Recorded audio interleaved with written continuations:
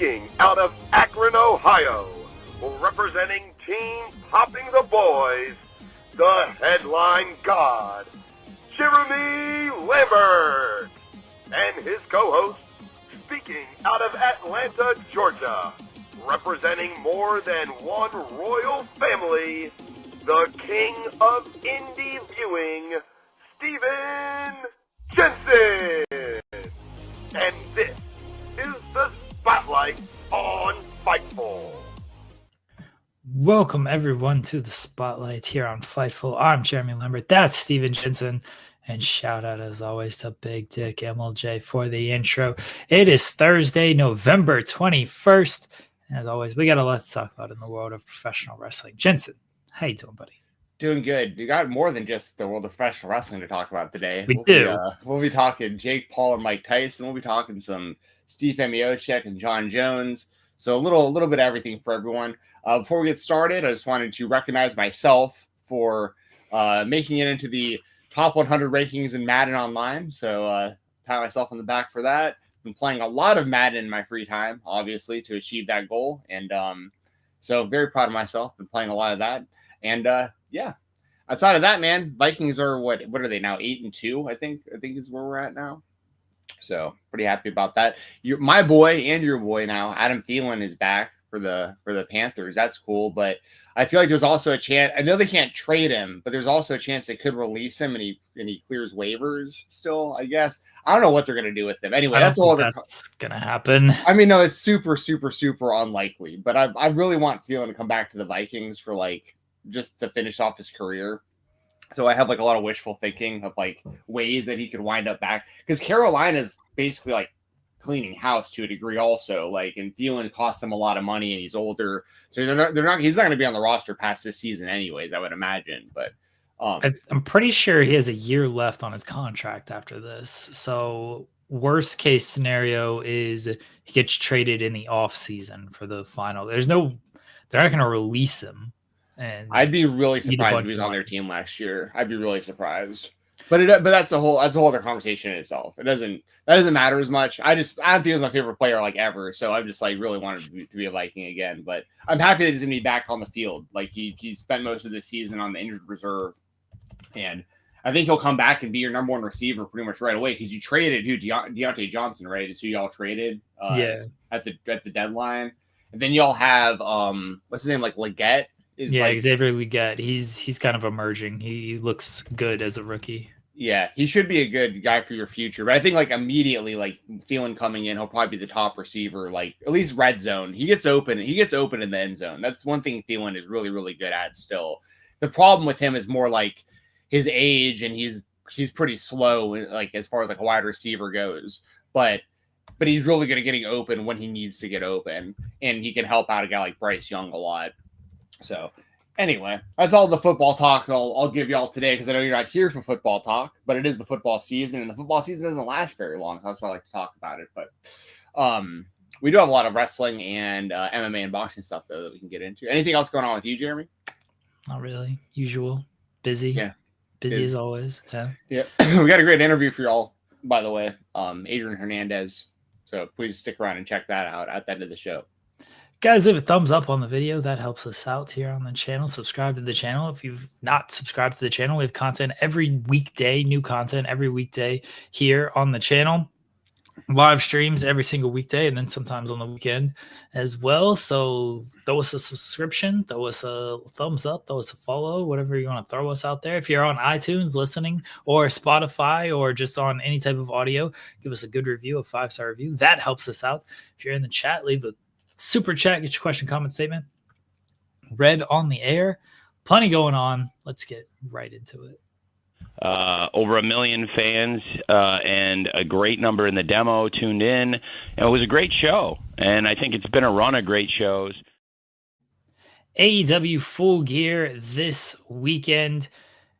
My original spotlight was the main event between Orange Cassidy and John Moxley, and just kind of wondering if John Moxley was going to try to commit murder for the third straight pay-per-view. And I'm kind of not feeling this as the main event. I kind of think that Big Boom AJ and QT Marshall should be the main event. I know it's on the pre-show. I don't like it. I think that it should be Big Boom AJ and QT Marshall. So I will address that here in a second. I see a chat that I'm gonna just answer real quick. Boggs, wasn't Stephen pro Young Bucks and anti-Punk this time last year? I want to ask before you go clip hunting. Absolutely, undoubtedly. You're still that way. I'm still pretty anti-CM Punk. Now, I mean, I do think that he fits in way better in the WWE. Like, I mean, he seems to be, fitting in well there. He's like mending bridges, getting along with people he used to not get along with and stuff like that. And he's putting on really good matches and storylines in the WWE. Like, I was live at Bad Blood in Atlanta, and the Hell in a Cell match with him and Drew McIntyre was so awesome that I literally bought a signed CM Punk promo from the vendor or whatever. Why am I blanking on the merch stand? So I've always given CM Punk his credit as far as what he does on screen everywhere he's at. I think he's always had compelling storylines. He's obviously very good on the microphone. He's had really good matches in all the company. Even his AEW run, I thought was really, really great on screen. I liked his stuff with Darby, his stuff with Kingston, his stuff with MJF, so on and so forth. But a lot of the reasons I dislike CM Punk, I still feel the same way about a lot of this stuff. But I also have not liked the Elite storyline, like ever since the Tony Khan attack and stuff. So like, you know what I mean? So I'm a lot more neutral when it comes to like Young Bucks and AEW in general than I was. I was a lot more pro that stuff when the Punk stuff was happening, if that makes sense. But yeah, anyways, we'll talk more about CM Punk in a little bit because he did talk about AEW. Let's see. Big Boom AJ. Boom. They're gonna bring the boom. Yeah, dude. This is the real main event. Dude, so I am not a fan of the Costco guys at all. Like, as much I as didn't know they existed like Dude. 2 months ago. I had no idea who they were until they basically showed up at All Out. They did an interview while they were on Barstool, and I didn't know who they were. Like, I got sent the clip, and it's AJ literally in a Costco, and he's like, "Oh yeah, I'm about to do something with a wrestling company," and I'm like, "Who is this person? Am I supposed to like know who this is?" So I had to research and try to like figure out. Okay, I had to like look at the comments, and they're saying, "Oh, it's AJ's on the show. That's cool." I'm like, "Okay, AJ Barstool." Like, I'm trying to research, and then I finally put it all together. Then I did an article on it, and now they're on my television screen every single week, and they rule. I'm a big fan. I'm a big fan of these guys. It's so absurd, but I love it. It's like I don't even know how to describe it, honestly. It's like the lowest hanging fruit, like the lowest common denominator of content on the internet, in my opinion. Like, because what they blew up on is these little Costco reviews where I guess so. AJ is the one who wrestles, right? The bigger one, the older one. Yeah, Big Boom AJ, right? See, the thing is, I'm not on TikTok. I do not have a TikTok account. I'm not on Instagram. I do not see these short. So like, I basically just have X, and I basically just use it to promote like this show in the Weekender. Like that's so. I didn't discover these guys until fairly recently myself. I actually finally looked into them when Tim Dillon was like doing a monologue about them. I have no idea who that is. Tim Dillon's he's a comedian. He's also political. He's been on Rogan a whole bunch of times. I think he's really funny. But he did this whole monologue that I just came across on YouTube about talking about the Costco guys, and I thought he summed it up pretty well. But I mean, basically, like the kid is just like talking about how much he likes the chicken bakes at Costco, and like the dad, the double chocolate chalk cookie. Yeah, that's boom. that's his like his like catchphrase. They had this music video that's super cringe, like "We bring the We boom." bring the boom. Yeah. Yeah. And then there's the Rizzler, who has become a phenomenon through this whole thing. Hell yeah, too. he's gonna be there on Saturday. Yeah, you seem actually excited about this. Yeah, why wouldn't I be? Dude, I I mean, AJ is definitely beating QT. I mean, that's for sure. Yeah, he should. He's the most over guy in the company, brother. It's wild. And to be fair, he was an independent wrestler way before he was ever known for this stuff. So I will give him his credit as far as that goes. But yeah, I'm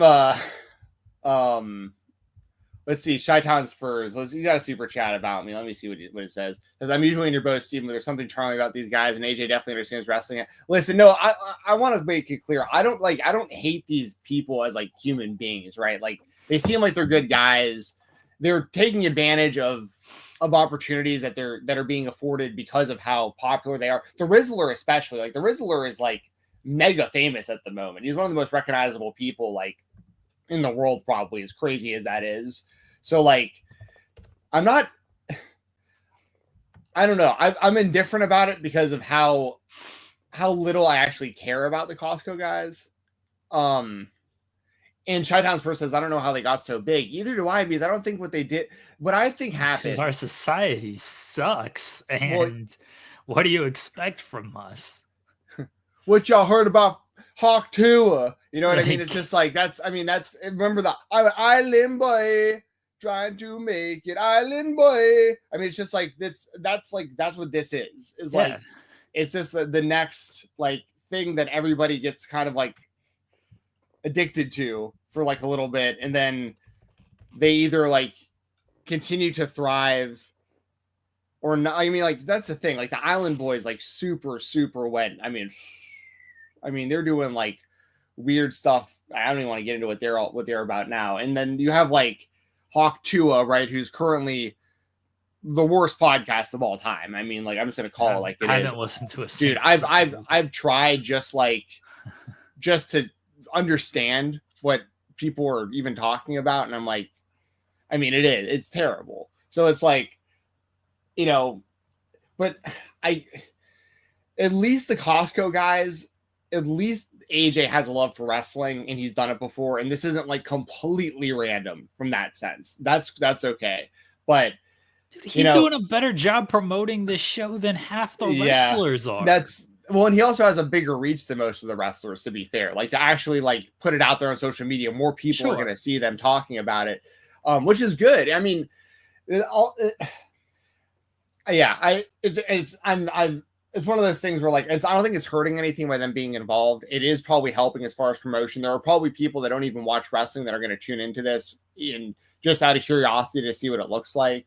And I do not blame them for wanting to branch out beyond these like niche markets or whatever, and like get, do wrestling with AEW. Like I'd imagine, I think I saw something about them like pretty much saying if the WWE had called, we definitely would have done that, but they didn't. Yeah, AJ said that. He said he wanted to do something with WWE, but he's friends with Sanjay, and Sanjay Dutt called and was like, hey, do you want to do something here? And he was like, yeah, that sounds cool.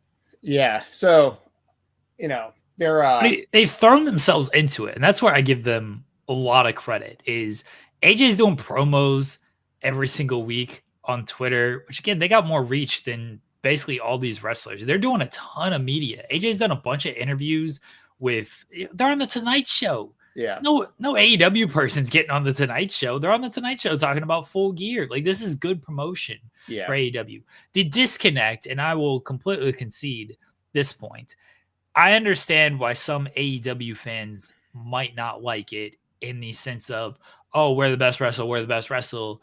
And now you got these social media people on here, and it's like, wait a second, you can't tell me this is where the best wrestle, and you're bringing in 5 minutes of fame social media people to do a wrestling match.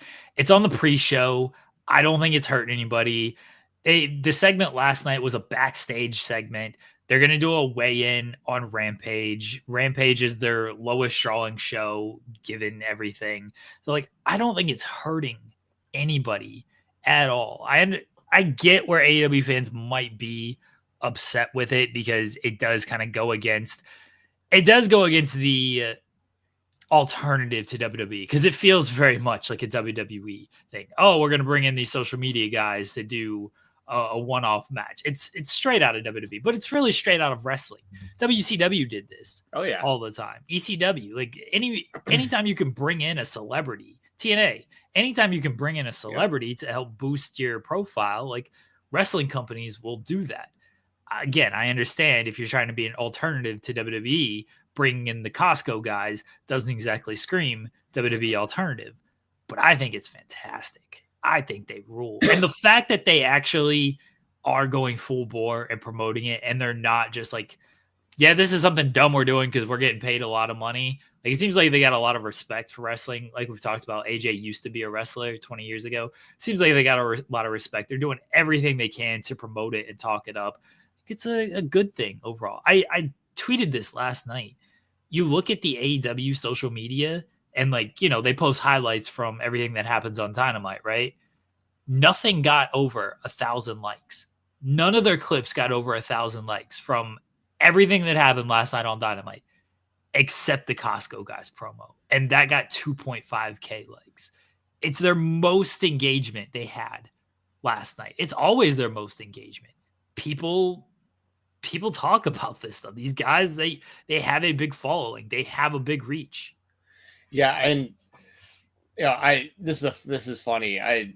Who likes Fig Shorts in the chat? Thank you, by the way. Everyone who's in here, by the way, I think was pretty much regular. I always see y'all in the comments. So thanks every week for being in here with us. I know it's early in the morning for all of us. I did see something about everyone ranked AJ super high on Cage Match so that he had the highest Cage Match rating. And I think that's funny. It's funny that I mentioned the Hawk Tua podcast because something like that actually happened recently where people found out that her podcast was on IMDb, so it could be rated. And they made there was this online concerted effort to highly rank it. So at one point, the Hawk Tua podcast ranked higher on IMDb than the highest rated episode of Breaking Bad. And that was the big accomplishment was Hawk Tua is better than Breaking Bad, but it's just because it's he gives the power to the people. It's literally, I rock GameStop merch because of the tendies and the stonks and, everything that happened during the I did, that was power to the people, this, kind of bucking the system. But,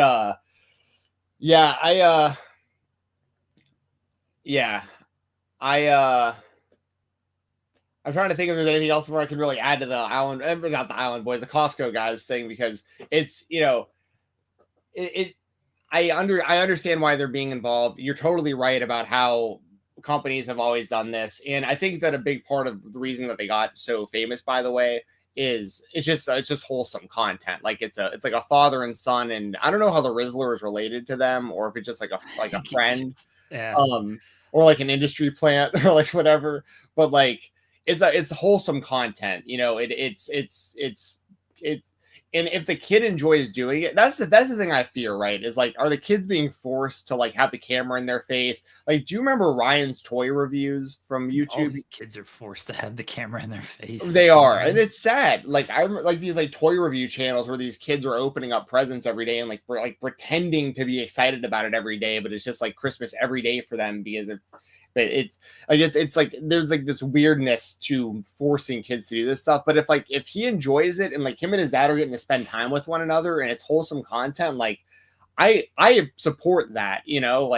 That's way better than Baby Gronk or any of this kind of stuff where you don't want to become Jack Doherty. You know what I mean? I don't know if you even know who that is, but you want to. I like the wholesome content with the family. This is So I don't have any issue with them personally, and I really don't have an issue with AEW doing this. It's on the pre-show. It's not like this is the main event of the pay-per-view. Although sound like you might want that. Yeah. But yeah. Anyways. Yeah. Should be.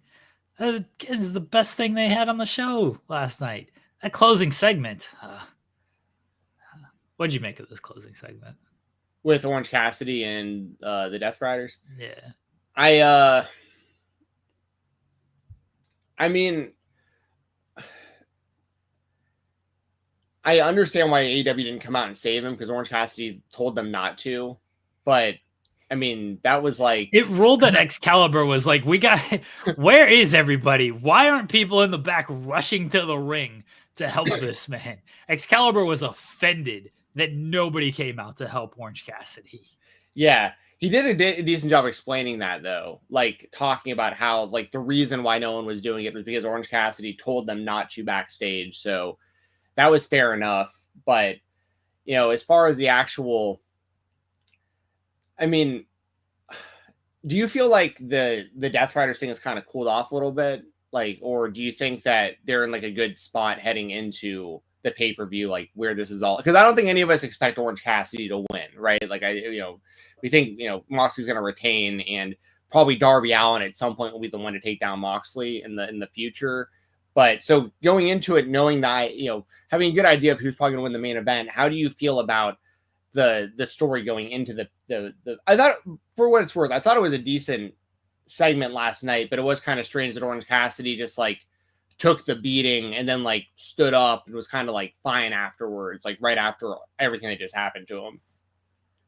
I think they cooled off because they beat up a bunch of dorks. Sorry, Dark Order and Top Flight, but they're at where they're at on the card, and they're still at where they're at on the card. Dark Order, they're on Rampage this week, everybody, against the Conglomeration. I try not to read spoilers. I've not read the spoilers. I'll take one guess as to who wins between Dark Order and Conglomeration. Top Flight, they lose all the time as well. So they've beaten these people, and then they haven't changed at all. Private Party, they kind of changed in the fact when they broke Zay's hand, they sort of like showed a little bit more fire. They ended up winning the tag team titles. And then they just thank the Young Bucks for making them elevate their game. It's like, well, what did Jon Moxley and the Death Riders help you do? Daniel Garcia, he is changing in the way he is going about things, which I think is good. But now Jack Perry is kind of taking credit for that. And again, the stuff with Moxley and Death Riders has been lost in there. And Daniel Garcia no longer cares about Death Riders and Jon Moxley taking over the company and killing Bryan Danielson. His focus is on kidnapping Jack Perry. And Jack Perry is telling him, yeah, you got to be like this because this is what gets you, this is what succeeds here. I think if this all ties back to Jack Perry being part of Death Riders or aligning with them, which it feels like it might, then okay, then we can look back and be like, all right, you know what? That actually made a little bit of sense. Right now, it feels a little disconnected because nobody's standing up for AEW against these people. It's a bunch of lower card guys who get beat and then they go back on and they continue to get beat. And the guys you were trying to put in this position, like Jack Perry or like Daniel Garcia, like Private Party, they're more concerned with the elite and why they're not helping with everything. So I wish there was a little bit more connection there and they would be more focused on the Death Riders because that was the original kind of mission. Now it's about Orange Cassidy proving himself. And I did like the ending where he got beat up and he stood up. He didn't want any help. I thought the Death Riders should have gone further. If nobody's going to help this guy, just go ahead and kill him. Like, go ahead and suffocate him, Nobody's going to come out to help him. Don't bother with a match on Sunday or Saturday. Sorry. Don't bother with it. Just end him. Like, this is what happens. Nobody wants to step up. Nobody wants to come out here and help this guy. We're not going to have a main event. Sorry. Right. Big Boom, AJ, QT. You're the main event. Well, they even mentioned that on like during the like beatdown at the end of the show. They're like, if nobody comes in and helps, like there might just not be a main event. Does nobody want a main event to happen? It's just kind of like I'm glad you brought up the Garcia and Jack Perry stuff, by the way. I thought that was cringe last night.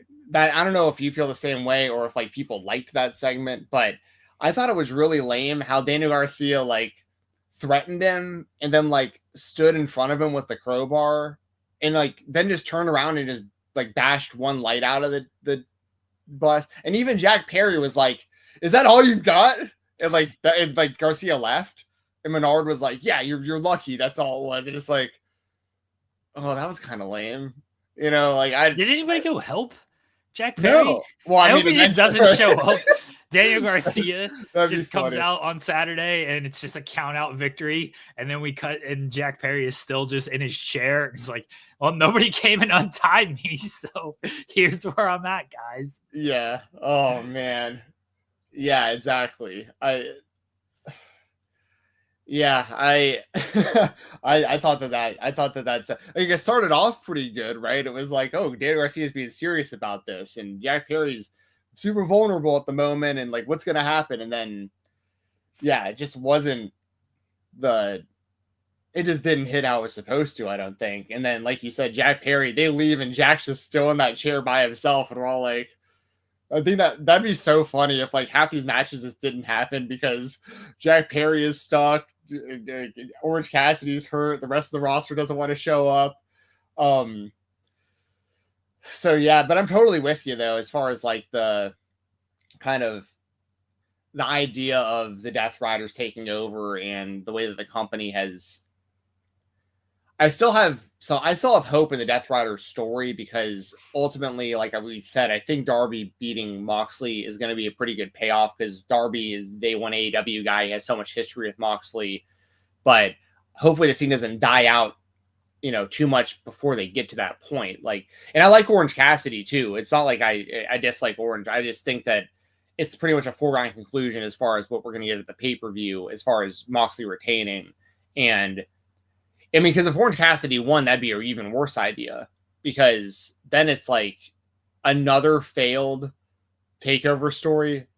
You know what I mean? Like you can't do it that fast. This is already like a redo over redo over redo. Like the Elite one just did not work at all. And they're still kind of tied into this one, but like the Young Bucks being off TV, and we don't know what Kenny Omega's future really looks like coming back to New Japan and / AEW, but I don't know. Hangman's doing his own thing. I'm looking forward to him and Jay White. I think that'll be a good match. But yeah, I don't know. I'm kind of indifferent about it because I know that the match between Moxley and Orange Cassidy is going to be good. Indifference is good. Well, yeah, I know. I don't know how else to really say it though. Like, there's just certain stuff about this show because it's not just this. Like, we're going to talk in a second about the Adam Cole and MJF stuff, like that I do not like. I think the Mercedes and Chris Statlander stuff is cold. Like there's. Oh, that segment was. Yeah, I mean, awful. So that's why I say I'm indifferent is because it's like, it isn't just like I think the Death Riders Moxley stuff is better than most of the other stuff we're going to talk about, and I'm still like not that invested in it, which I would see as a problem. Yeah, we don't have to get into Mercedes and Statlander, but that segment just cold. I was laughing at how I've found those segments to be genuinely hilarious, and I don't think that's what they're going for. The segment where Mercedes and Camille tried to run over Chris Statlander, one of the best segments of the year because the car was 5 feet short of the guardrail. Statlander just jumps out of the way. Mercedes is yelling at Camille, and then she just comes out and lifts her up. Oh, it was hilarious. And then going through the wall, and then Camille in her brace, and she just gets tossed aside. And that's basically what happened last night. Camille's just in her brace. It's like, anyway, get out of the ring, dork. And then Mercedes jumping on Statlander's back. Genuinely hilarious stuff. And I don't think that's what they're going for. But it's funny to me. It isn't. Like, it's the wrong kind of fun. It's like laughing at you, not with you, And like Boggs in the chat making some points that I think are like the AEW title being being hijacked and being in the briefcase and stuff. That's also kind of weird, right? Like so much of the storyline is based around them holding the key to the power, but we don't see the key because we're just assuming that's what's in the briefcase. Also, we don't even know for sure, but Jon Moxley has not been seen with the title since winning it. And that's kind of weird too in itself a little bit, right? I mean, like it's the top prize in the company. It's the main thing that is the power in the storyline. And we're just assuming that's what's in the briefcase, but we don't even see it. And them hijacking stuff, like it hasn't been much of a hostile takeover. We talked about it last week. Them taking over TBS was was nothing. It was a segment on the show. It was nothing. So, well, I've said this before. The hostile takeover, the Death Rider stuff, it's living in its own bubble. And I wish that it wouldn't live in its own bubble. I do wish it was a more overarching thing. And it doesn't. I think it should, based on the way it was initially presented with Moxley trying to kill Bryan Danielson. I think it should have been a bigger deal. Because when Adam Cole comes out there, when Daniel Garcia comes out there, when all these guys come out there at the very end and they're like looking distraught, it's like, oh, this could be a big deal. And instead, everybody's just kind of doing their own thing. I thought Private Party and Daniel Garcia breaking away from that made very little sense. Like Private Party's just having tag team feuds with just the random tag teams that have won matches. And again, they're crediting the Young Bucks for raising their game, not Death Riders for making them change. Daniel Garcia, he's off facing Jack Perry. Jack Perry, sorry. Daniel Garcia is off facing Jack Perry instead of still focusing on, oh, this guy's the world title. Maybe I should try to kill the guy that I looked up to. Maybe I should like kind of hone in on that. Now, people are mentioning, oh, why doesn't Swerve care about the title? Why doesn't MJF care about the title? Why doesn't Hangman Page care about the title? They're all doing their own thing, but I also think that's sort of the problem. I think they can do their own thing and it's fine. I also think it should be a little bit mentioned when the entire company is under the attack that like just reference it. That's where I have the issue. Is I'm okay if it doesn't have their full attention because they are occupied with other stuff, but you can't throw a reference out there. When Adam Cole comes out the first show after Wrestle Dream and he was out at the very end watching Bryan Danielson get killed and he's standing out there and he makes no reference to that. And he's just like, MJF, I'm back. I'm coming after you. And that's it. I'm like, okay, you can't throw a reference out there. You can't be a little upset that this company, everybody comes out there and is like, we love AEW. Thanks for AEW for giving me all of this. And thanks to Tony Khan for giving me all this. And then you're watching this guy have the AEW title and being like, this company disgusts me. I hate it. And it's like, oh, anyway, I gotta wrestle Bobby Lashley. Sorry. Not too worried about this guy who hates AEW. Just throw some references in there. Throw some little things in there. That's all I'm asking for. Yeah, that's fair. And has anybody, I could have missed it, but has anybody said anything to Renee on screen about this at all? Oh, I've gone off all about this for the longest time. But is it a no? Like, because I haven't seen anything about them mentioning it. And like, I mean, you would think, considering she's a backstage interviewer and she's on the show as often as she is, that at least one person she's interviewing would be like, by the way, what's going on? Like, you're closer to Moxley than anybody else. Like, and they're not referencing it at all. And everyone knows that it'd be one thing if like people didn't know, right? Like they were together or whatever. But like, it's so well known that it's the elephant in the room. Every time I see her interview someone, I'm like, how is that person? Like, she'll be like interviewing Hangman or someone. Like, you know, it's like, how is nobody mentioning anything about this to her? So that's kind of weird too. Yeah, I've said that for the longest time. They completely lost me on that. The moment Jon Moxley came out after All In and did the "This is not your company anymore" line, and then it threw to Renee with the conglomeration, and she's just like, hey, here's the conglomeration. It's like, your husband just came back after being off television for 3-4 months and is like, hey, this isn't your company anymore. And he's talking in riddles and you're just doing a normal interview with the conglomeration. What? Right.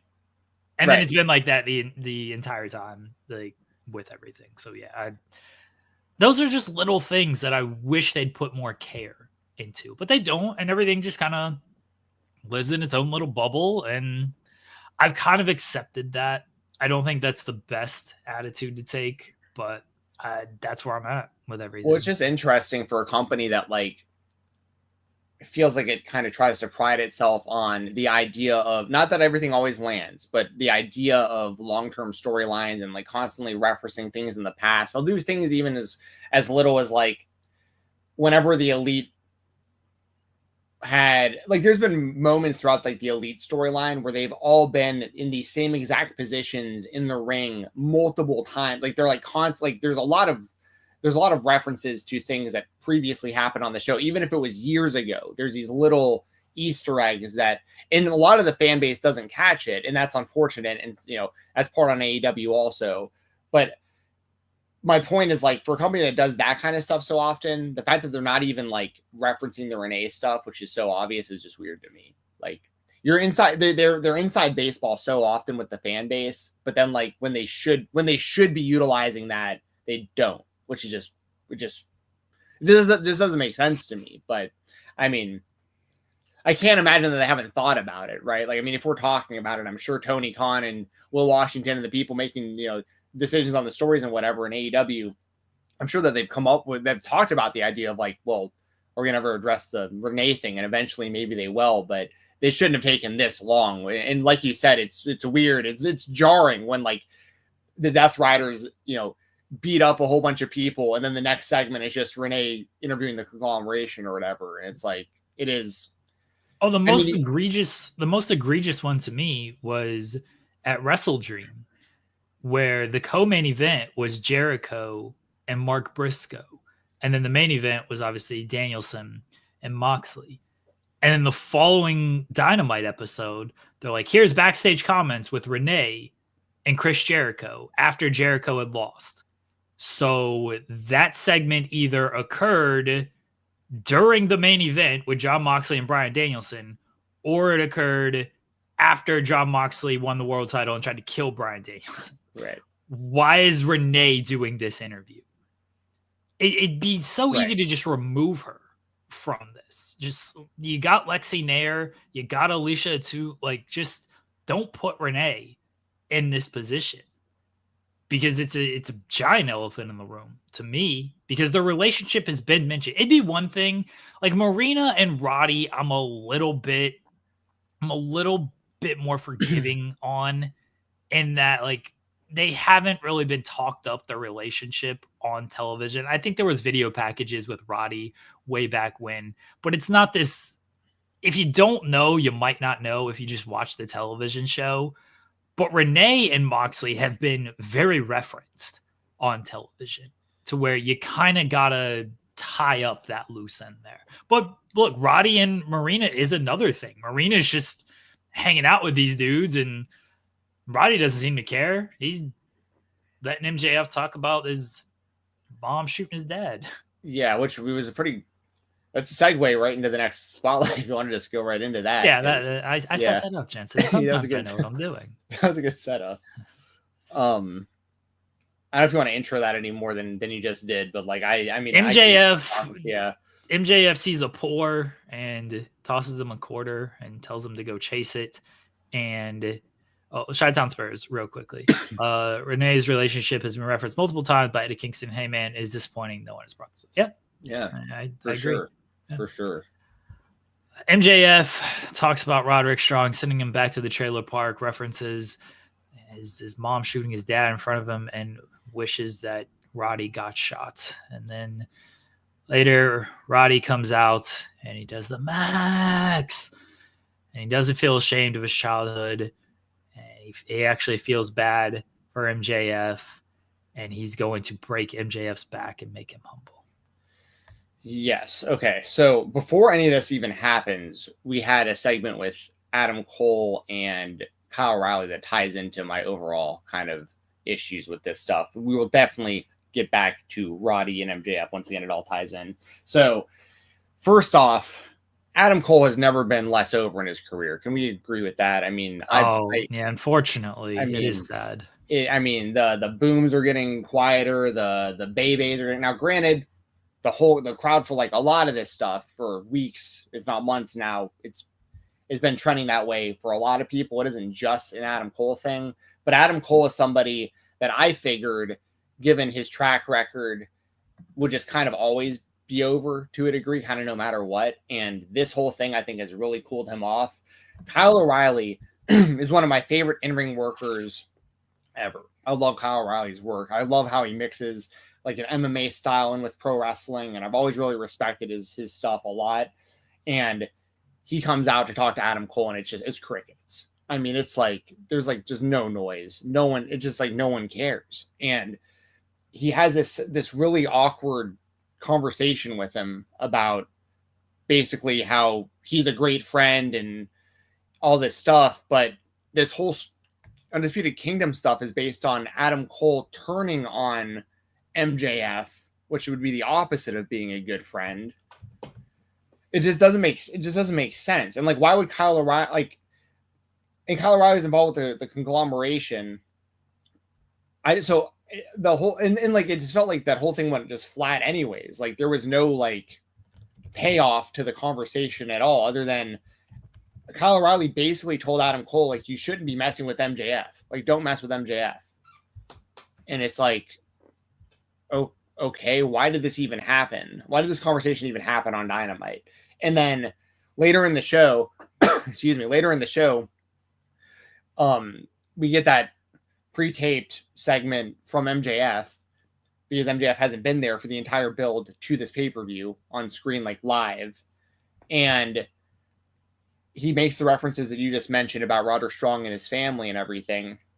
And this was like, you want to talk about low-hanging fruit. I was talking about low-hanging fruit earlier, at least lowest common denominator. Like, obviously, I feel terrible that has happened to Roderick Strong. Like, that's a terrible, awful, awful thing to happen to someone in their family.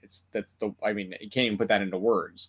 But this was obviously done. The timing of this is to try to get sympathy for Roderick Strong as a babyface going into this match, and it is on brand for MJF to stoop this low in a promo. He talks about stuff that shouldn't be talked about pretty often, MJF.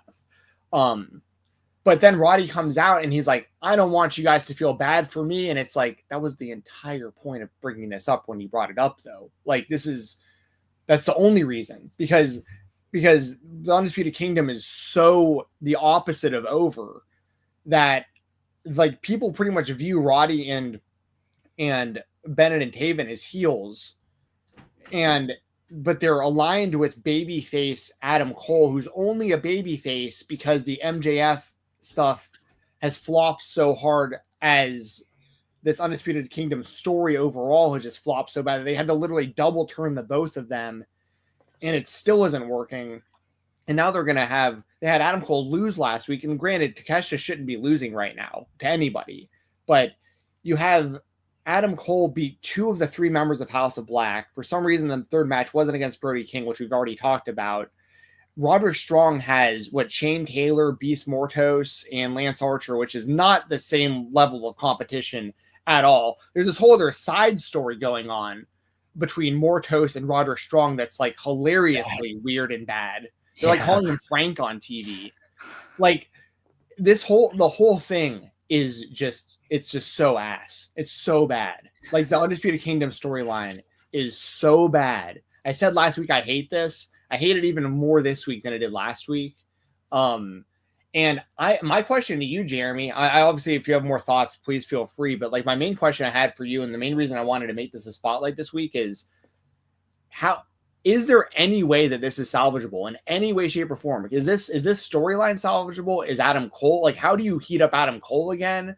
Like, I feel like this whole thing has done a gigantic disservice to everybody involved in it. I don't think it's salvageable because it's going to continue to World's End. And I think we're going to get MJF and Adam Cole at World's End. The only way I think you can salvage this, and I don't even know if it's good, and I don't even know if this counts as salvageable.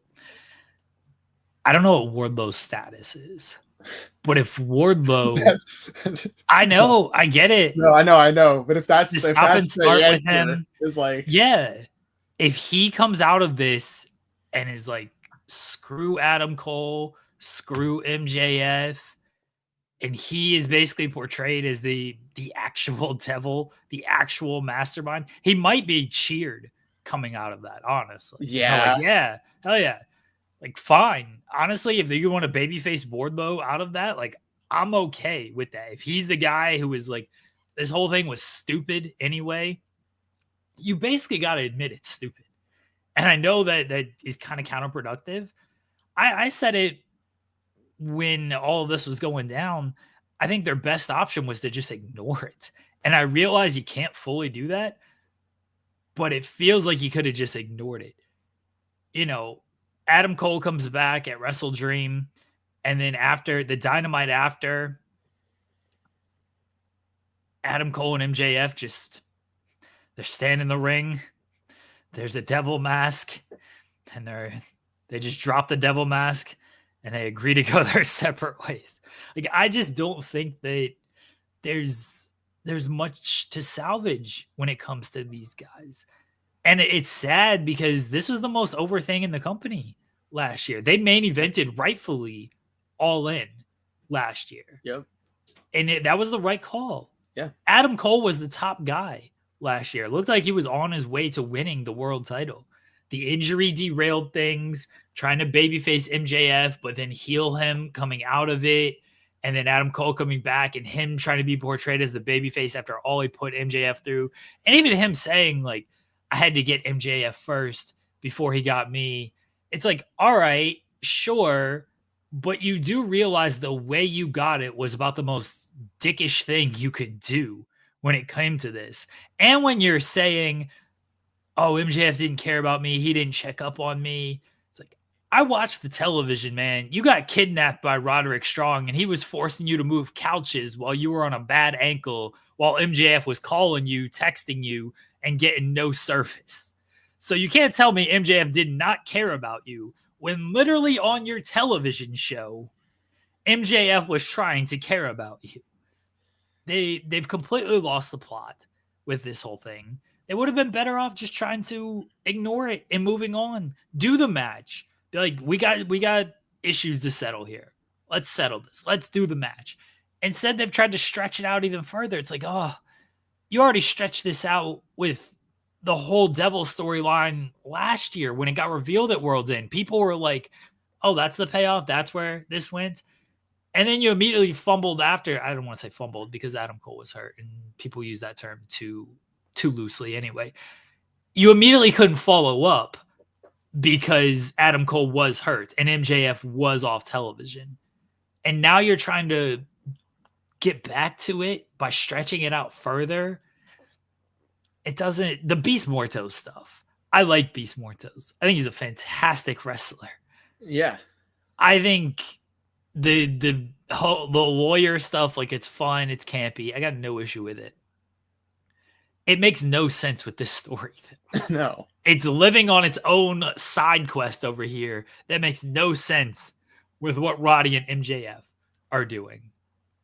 I don't think there's any way to really to make this good, because what's the end game here? Undisputed Era reunites. O'Reilly, Cole, Strong just reunite. And it's like, okay, we get these three guys back. Like, cool. MJF gets a new group, the Kingdom, come out with him, and they're now with him. I've seen MJF with the group stuff, man. One guess as to how that ends, because it doesn't end well anytime.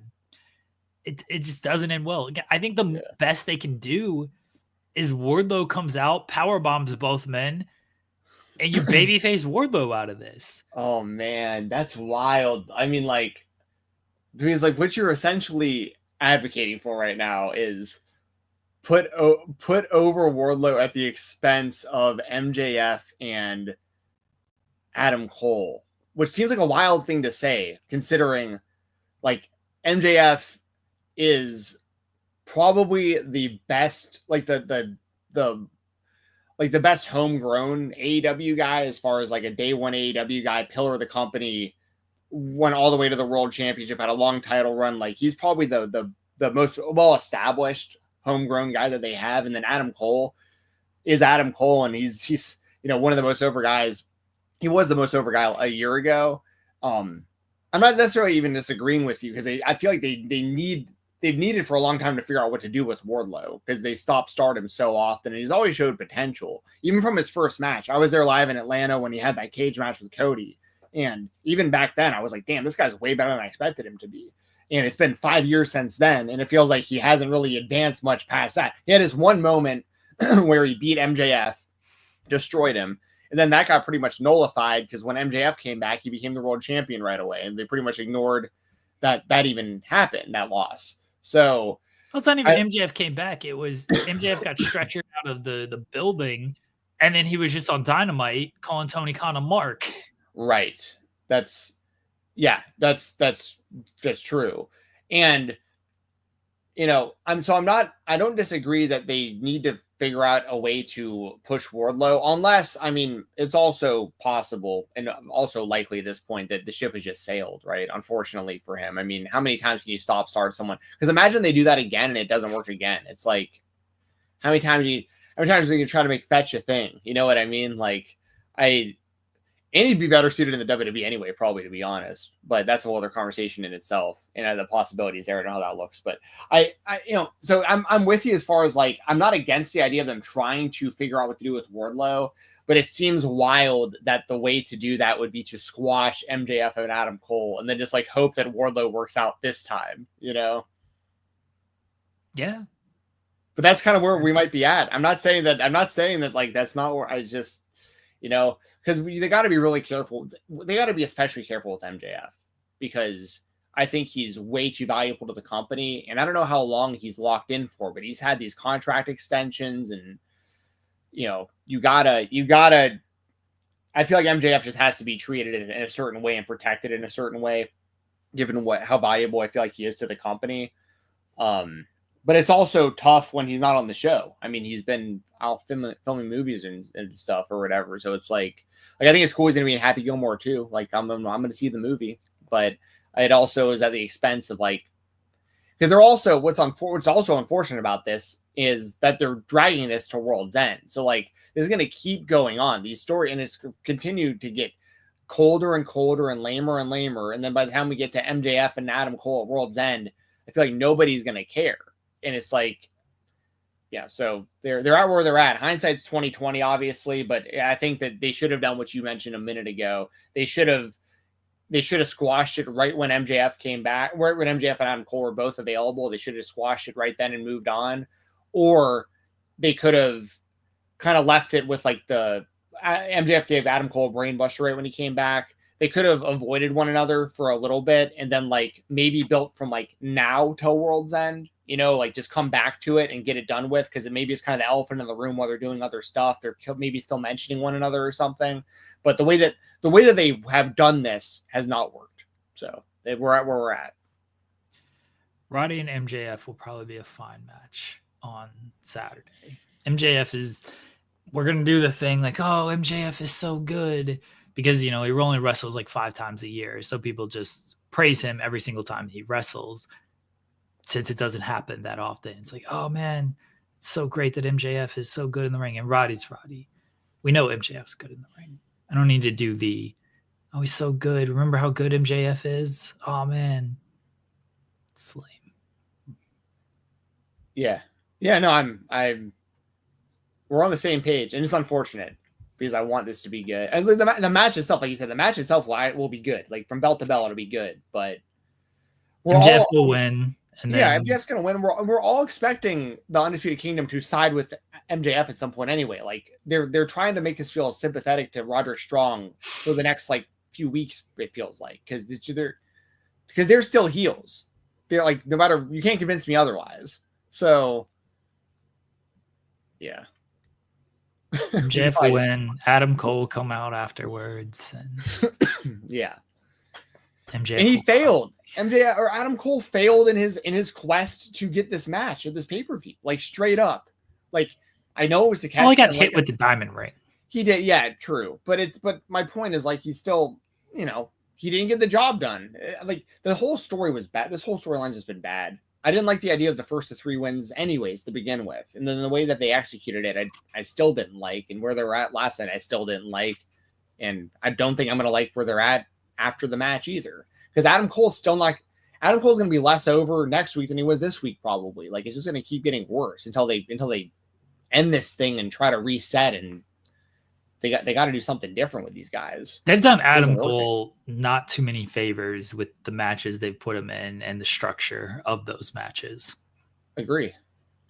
They had him like walk away from one of the like he was gonna leave the match against injured. Buddy, yeah, against Buddy, and like in a match where before the match even happened during the setup the week before, Buddy said, "I'm gonna prove how fragile you are," and then like Adam Cole literally proved it during the match by wanting to leave.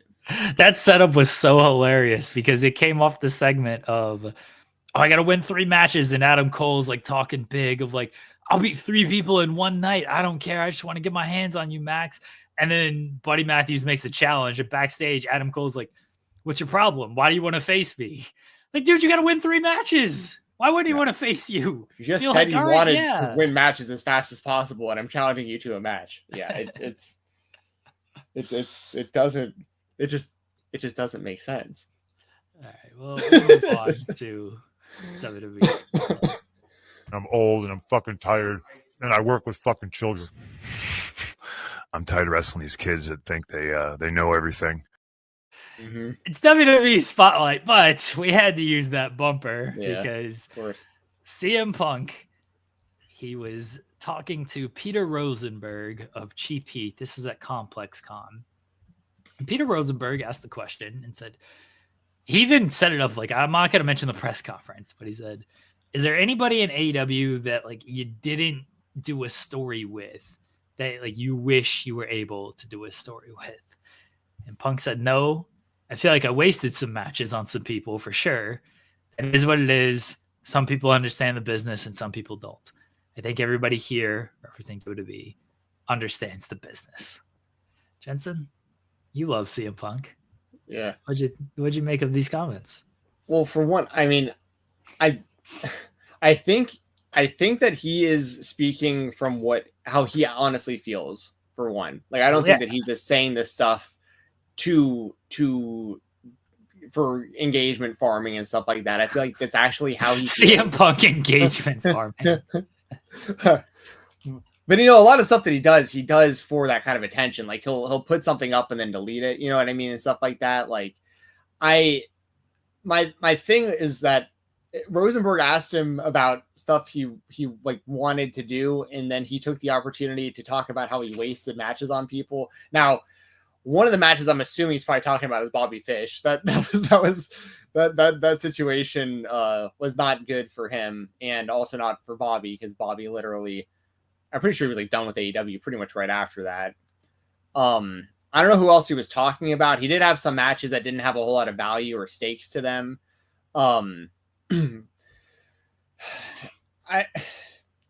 It's one of those things, right, where I'm not going to even necessarily disagree with what he said, because I do agree that there were some matches that he had that like he probably didn't need to have, like, but at the time, did he really have a problem with that? Or is this once again more of like a hindsight thing where like now he's so disgruntled about how his AEW run ended that, now he's taking these kind of shots at people, but like, did he really have I felt like when he was in AEW, part of what he was doing was like trying to help make, new stars out of the younger stars and stuff. Like he wrestled guys like Lee Moriarty and, but the other thing is like he wrestled like John Silver. I like John Silver. He's like a good guy, but like I could also understand why CM Punk might be like, listen, I mean, I only wrestle X amount of times a year, and like, you really want me out there doing a squash match against John Silver instead of having like a meaningful match against somebody that people are going to really care about?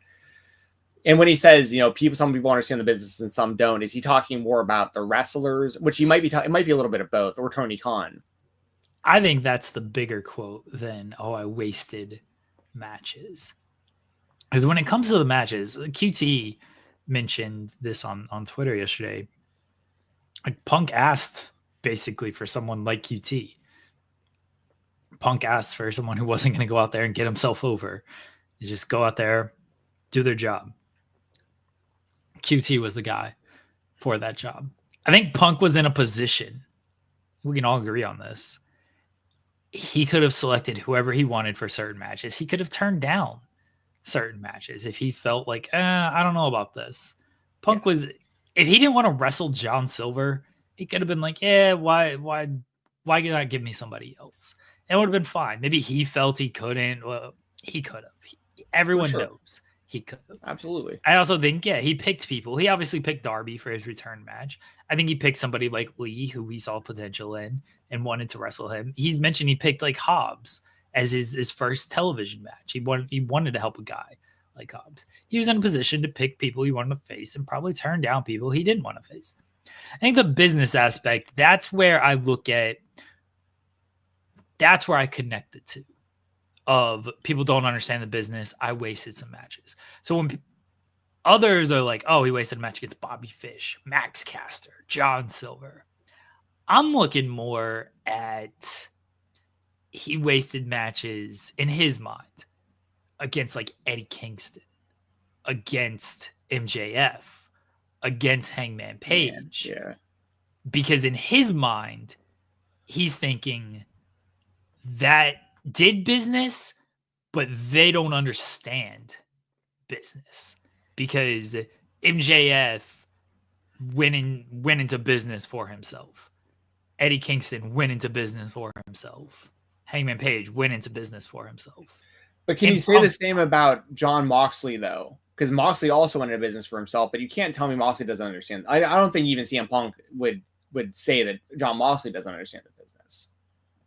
I don't know, though. I think in Punk's mind, he doesn't think anybody over there understands. That's fair. It's probably what he thinks. I mean, that's kind of what he said in so many words with the Hawani interview. So I think that's where I'm connecting the two. Is like, yeah, the match against Hangman did good business, their first $1 million gate ever. But Hangman, there was the distrust, according to Punk, of I left my chest open and you chopped me in the face. Well, now I can't trust you. Oh, you made the comment about workers' rights. Now I can't trust you. Eddie Kingston, him and Eddie went back and forth on a lot of things.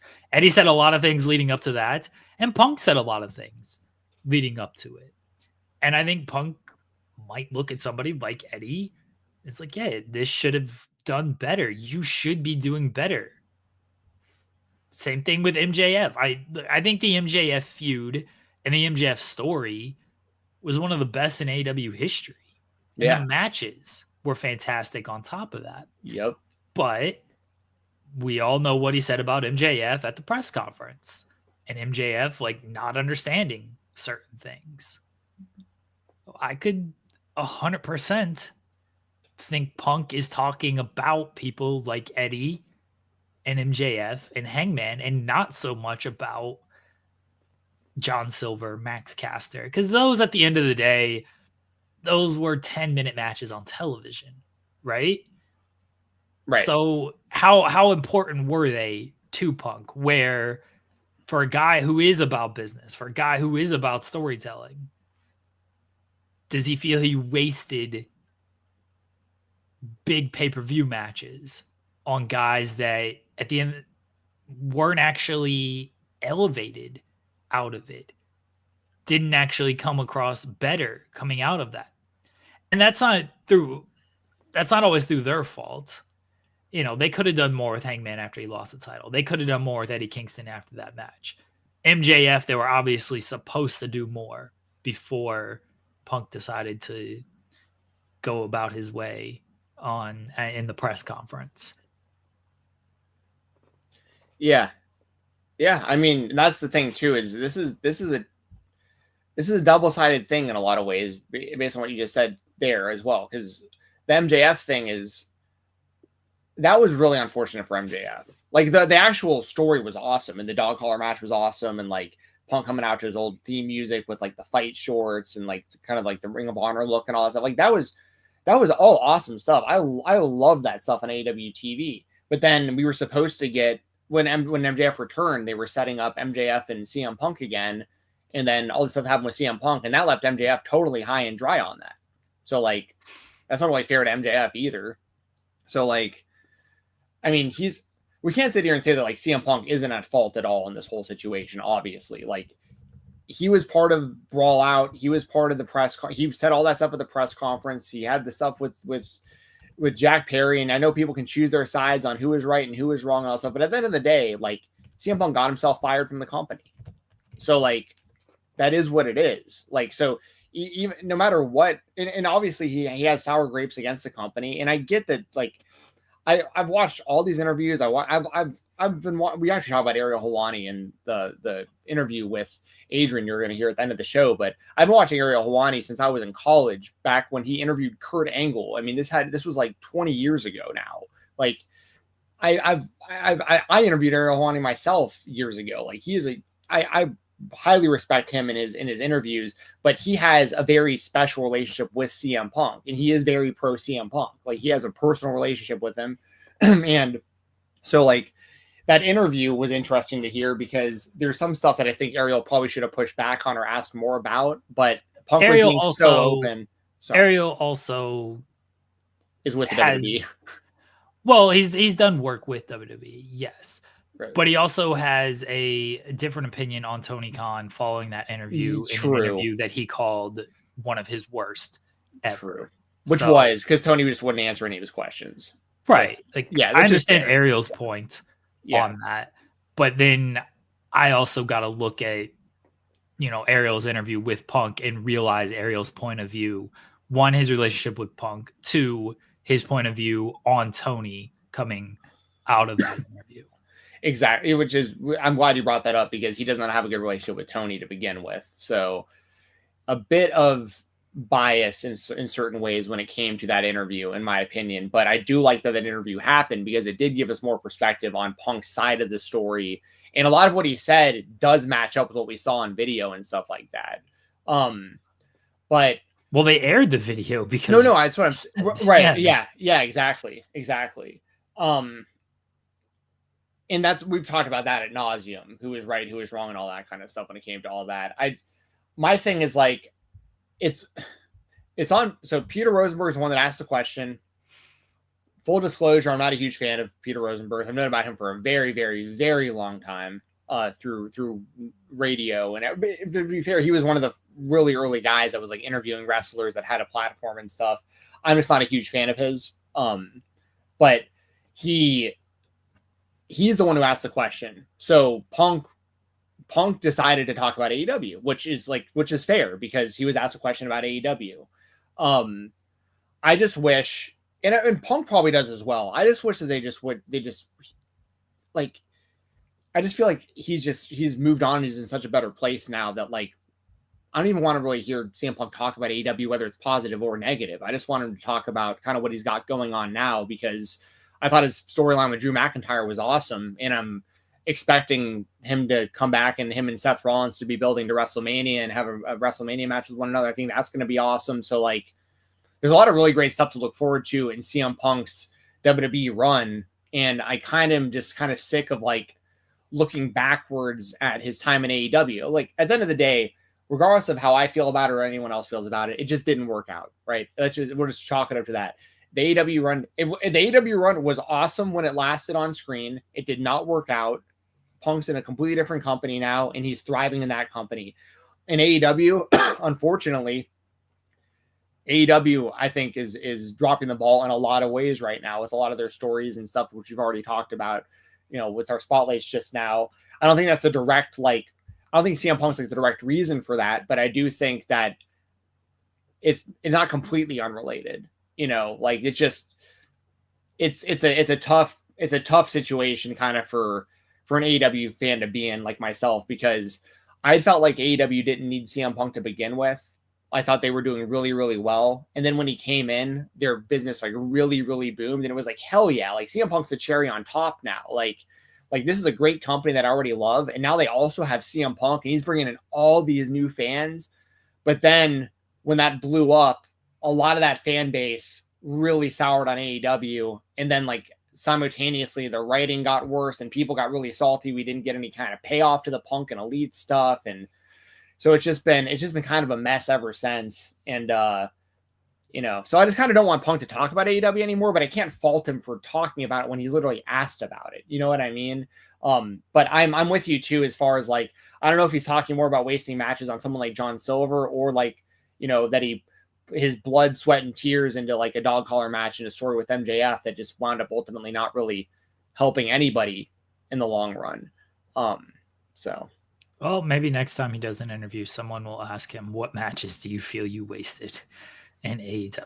Yeah, clarify it for us. That'd be kind of nice. And then just don't talk about AEW anymore. Like, I mean, once again, if he's asked about it, I do not blame him for talking about it. And I think, to be fair, like, that has been his approach recently. Like, I don't think he's been going out of his way to talk about AEW or trash talk AEW at all recently, at least to my knowledge. So it's not like he's just going around doing this all the time and it's like this big problem. It's just, obviously that made headlines, you know. So it is what it is. The other WWE spotlight is the U.S. Women's Title Tournament. Bayley has advanced. There's a series of triple threat matches coming up in the coming weeks that'll feature people who are also in War Games. So how they kind of blend that together, we shall see. And then the new champion will be crowned at Saturday night's main event. And so when you look at this field, who are you thinking could be the first ever U.S. women's champion or women's U.S. champion? So looking at the brackets, as you mentioned, Bayley has advanced. We got Bianca Belair versus Chelsea Green versus Blair Davenport. I'll take Bianca there. We got Jade Cargill, Michin, and Piper Niven. I will take Jade in that one. And then we got Naomi, Tiffany Stratton, and Elektra Lopez. Tiffany still has the Money in the Bank, right? She has not cashed that. Yeah. She's tried to cash it a few times, but hasn't successfully. Since she's already got the briefcase, I'm going to take Naomi, actually. So in my brackets, we'd have Bayley versus Bianca and Jade versus Naomi. Now, I have to ask you, for the War Games match, who is involved in that? Because I don't have that in front of me. Bianca, Jade, Naomi, Tiffany. So those are the people who are part of this tournament. Oh, and Candice. But Candice is already out of the tournament. That's why I didn't mention. Candice already eliminated. So, but that's happening, obviously. Like the US. Oh, wait, sorry. The U.S. tournament, though, this title isn't being crowned on Saturday night's main event. So that doesn't necessarily affect War Games. So right. Yeah, it's after War Games. So I'm going to say, ooh, this is a tough one. See, I'm super biased towards Jade Cargill. I love Jade. I'm going to say Jade wins the whole thing, dude. Screw it. I'll take Jade. I'm going to take Jade to win the whole tournament, be the first. Okay. Kind of how she was the first TBS champion over in AEW. Okay. What about you? I don't think it's going to be Jade. You got way too many baby faces. Your final four is nothing but baby faces. That's just. I'm just picking people that I like, dude. Because I get it. I mean, I'm just picking people I like in matches I want to see. I think, for what it's worth, I think Bianca Belair is the best wrestler in the entire tournament. If you want to go based on who's the best wrestler, Bianca. But I mean, I don't think she really needs this title belt because she's already like way up here. You know what I mean? I think Jade could use it, and I don't think Bayley needs it. I don't know. Sorry, who do you think is going to win? Who do you have? My brackets are probably all screwed up, but I'll take Jade eventually winning the whole thing. I think Naomi would be the best choice. The crowd was really clamoring for Naomi to beat Nia this past Friday, and it didn't happen because I assume they have other plans. But I think Naomi would be a strong choice. I've kind of pitched maybe Bayley wins and Tiffany immediately cashes in. And she cashes in on Bayley and she becomes the new women's U.S. champion. I know people are like, oh, why wouldn't she cash in on one of the top titles? Well, Nia has one top title and she's aligned with Nia. Nia threatens her every single time she tries to cash in. And then Liv is also kind of a heel, not kind of, she is. Liv is also a heel, so she just isn't going to cash in on there. Like ruining Bayley's moment would make sense for the character of Tiffany. Because if you cash in on Liv or you cash in on Nia, you're essentially turning Tiffany babyface. And I don't think she's a babyface character. I don't think they're going to go there with that. I could also see, and people would be very upset about this, but if it turns out and they pay it off, Naomi wins and Tiffany cashes in on Naomi and takes the title off her. Again, people are going to be very upset about that.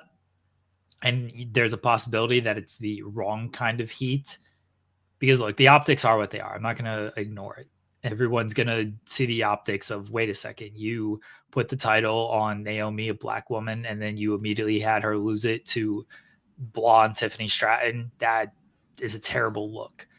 If you pay it off with Naomi coming around and beating Tiffany, okay, then in hindsight, you can maybe forgive that. But people are going to potentially turn against that in the not good way when it immediately happens. Those are my sort of choices. If they go with a Tiffany cash in, if they don't go with a Tiffany cash in, if they just do, we're going to put the title on somebody and they're going to be the champion. I still think Naomi's a good choice. I understand people going for Chelsea Green with that, with being the first champion, because Chelsea has been such a good character. I do worry about Chelsea winning it, and Chelsea's been sort of a comedy act. Right. And you don't want to immediately establish this title as like a comedy act title. That's no knock on Chelsea. She's been fantastic in her role. She is a good wrestler, but her act is what it is. And her winning it, be like, oh, okay, so it's just kind of a joke sort of title, and it's not that meaningful. It's on the company to make it meaningful after that. It's just a matter of, are they able to? Right. I think those are interesting choices. You make good points and arguments for that. I think it'd be weird for Tiffany to cash in on anything other than a women's world title, but we have seen that happen with Austin Theory in the U.S. title, so it's not like it's never happened before. A lot of people in the chat are saying Naomi. I think that'd be a good choice. Chelsea, I would have the same reservations about, like, you know, the little bit that I kind of tune in and out of, like, the WWE weekly programming. The most fairly recently, she was in the dumpster, right? I mean, like, yeah. But her character work is fantastic, and that's what she really thrives on. Once again, she's not a bad in-ring wrestler, as you mentioned, or anything like that, but she really thrives as like a character. People need to look at her that are in the wrestling business, in my opinion, as far as just like knowing how to just get over and stay over everywhere. Like, she's really, really good at just getting people to dislike her. She's great at that. And that's a valuable thing to have in wrestling. I'm going to stick with Jade just because I'm a Jade guy, but at some point you got to beat Jade, and a triple threat match obviously gives you an out. Michin can pin Piper. Piper can pin Michin. Jade doesn't have to take a loss there. I'm of the belief you put Naomi over Strong. If you're going to do Naomi and Jade, have Naomi beat Jade. And then have Naomi beat Bayley or Bianca in the finals. Like, put her over Strong in this tournament if you're going to make her the first person. Now, if you do all this and again it ends with a Tiffany cash-in, that's not going to be the best look in the world. Then there's a real possibility you get the wrong kind of heat for that. Back to the point on Jade, though. At some point, she has to lose. You can't keep doing she loses by count out or she doesn't take the pinfall, because then it just becomes something you can't ignore. And you keep protecting that first loss and you try to book around it too much, and it becomes a detriment more than a help. Where if Naomi just beats her, look, Naomi, you can always tell the story of the veteran beating. Jade's not like new to the game or anything, but she's only been on WWE television for less than a year. So you can tell the story of like, hey, Naomi she beat her. She got one on her. Okay. Now we don't have to worry about protecting this loss for Jade moving forward. We can have her look dominant and not have to do, we got to do a DQ finish because Jade can't lose. Or you can just have her lose. I'm not saying do it often or anything like that, but sometimes an undefeated streak or a haven't been beaten streak just becomes a detriment to the booking. At some point, you got to do a loss, and it can't be the whole character. That's what I thought AEW, it became too much of, is like that just became her character of like, she's undefeated. It's like, well, what else does she do?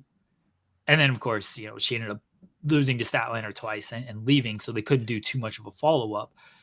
But sometimes the undefeated streak just becomes a detriment, and then it becomes their completely defining trait. And after that, they don't know what to do with them. So sometimes it's just better get that loss out of the way and then start doing the stuff you want to actually do with them. Yeah, I'm with you on all that. One thing that, and by the way, I think you're totally right about the, like, you don't want to make somebody's like, it worked obviously with Goldberg forever ago in WCW, but people have tried to replicate that way too often as far as like the undisputed streak being somebody's entire personality. So you do want to avoid that. Excuse me.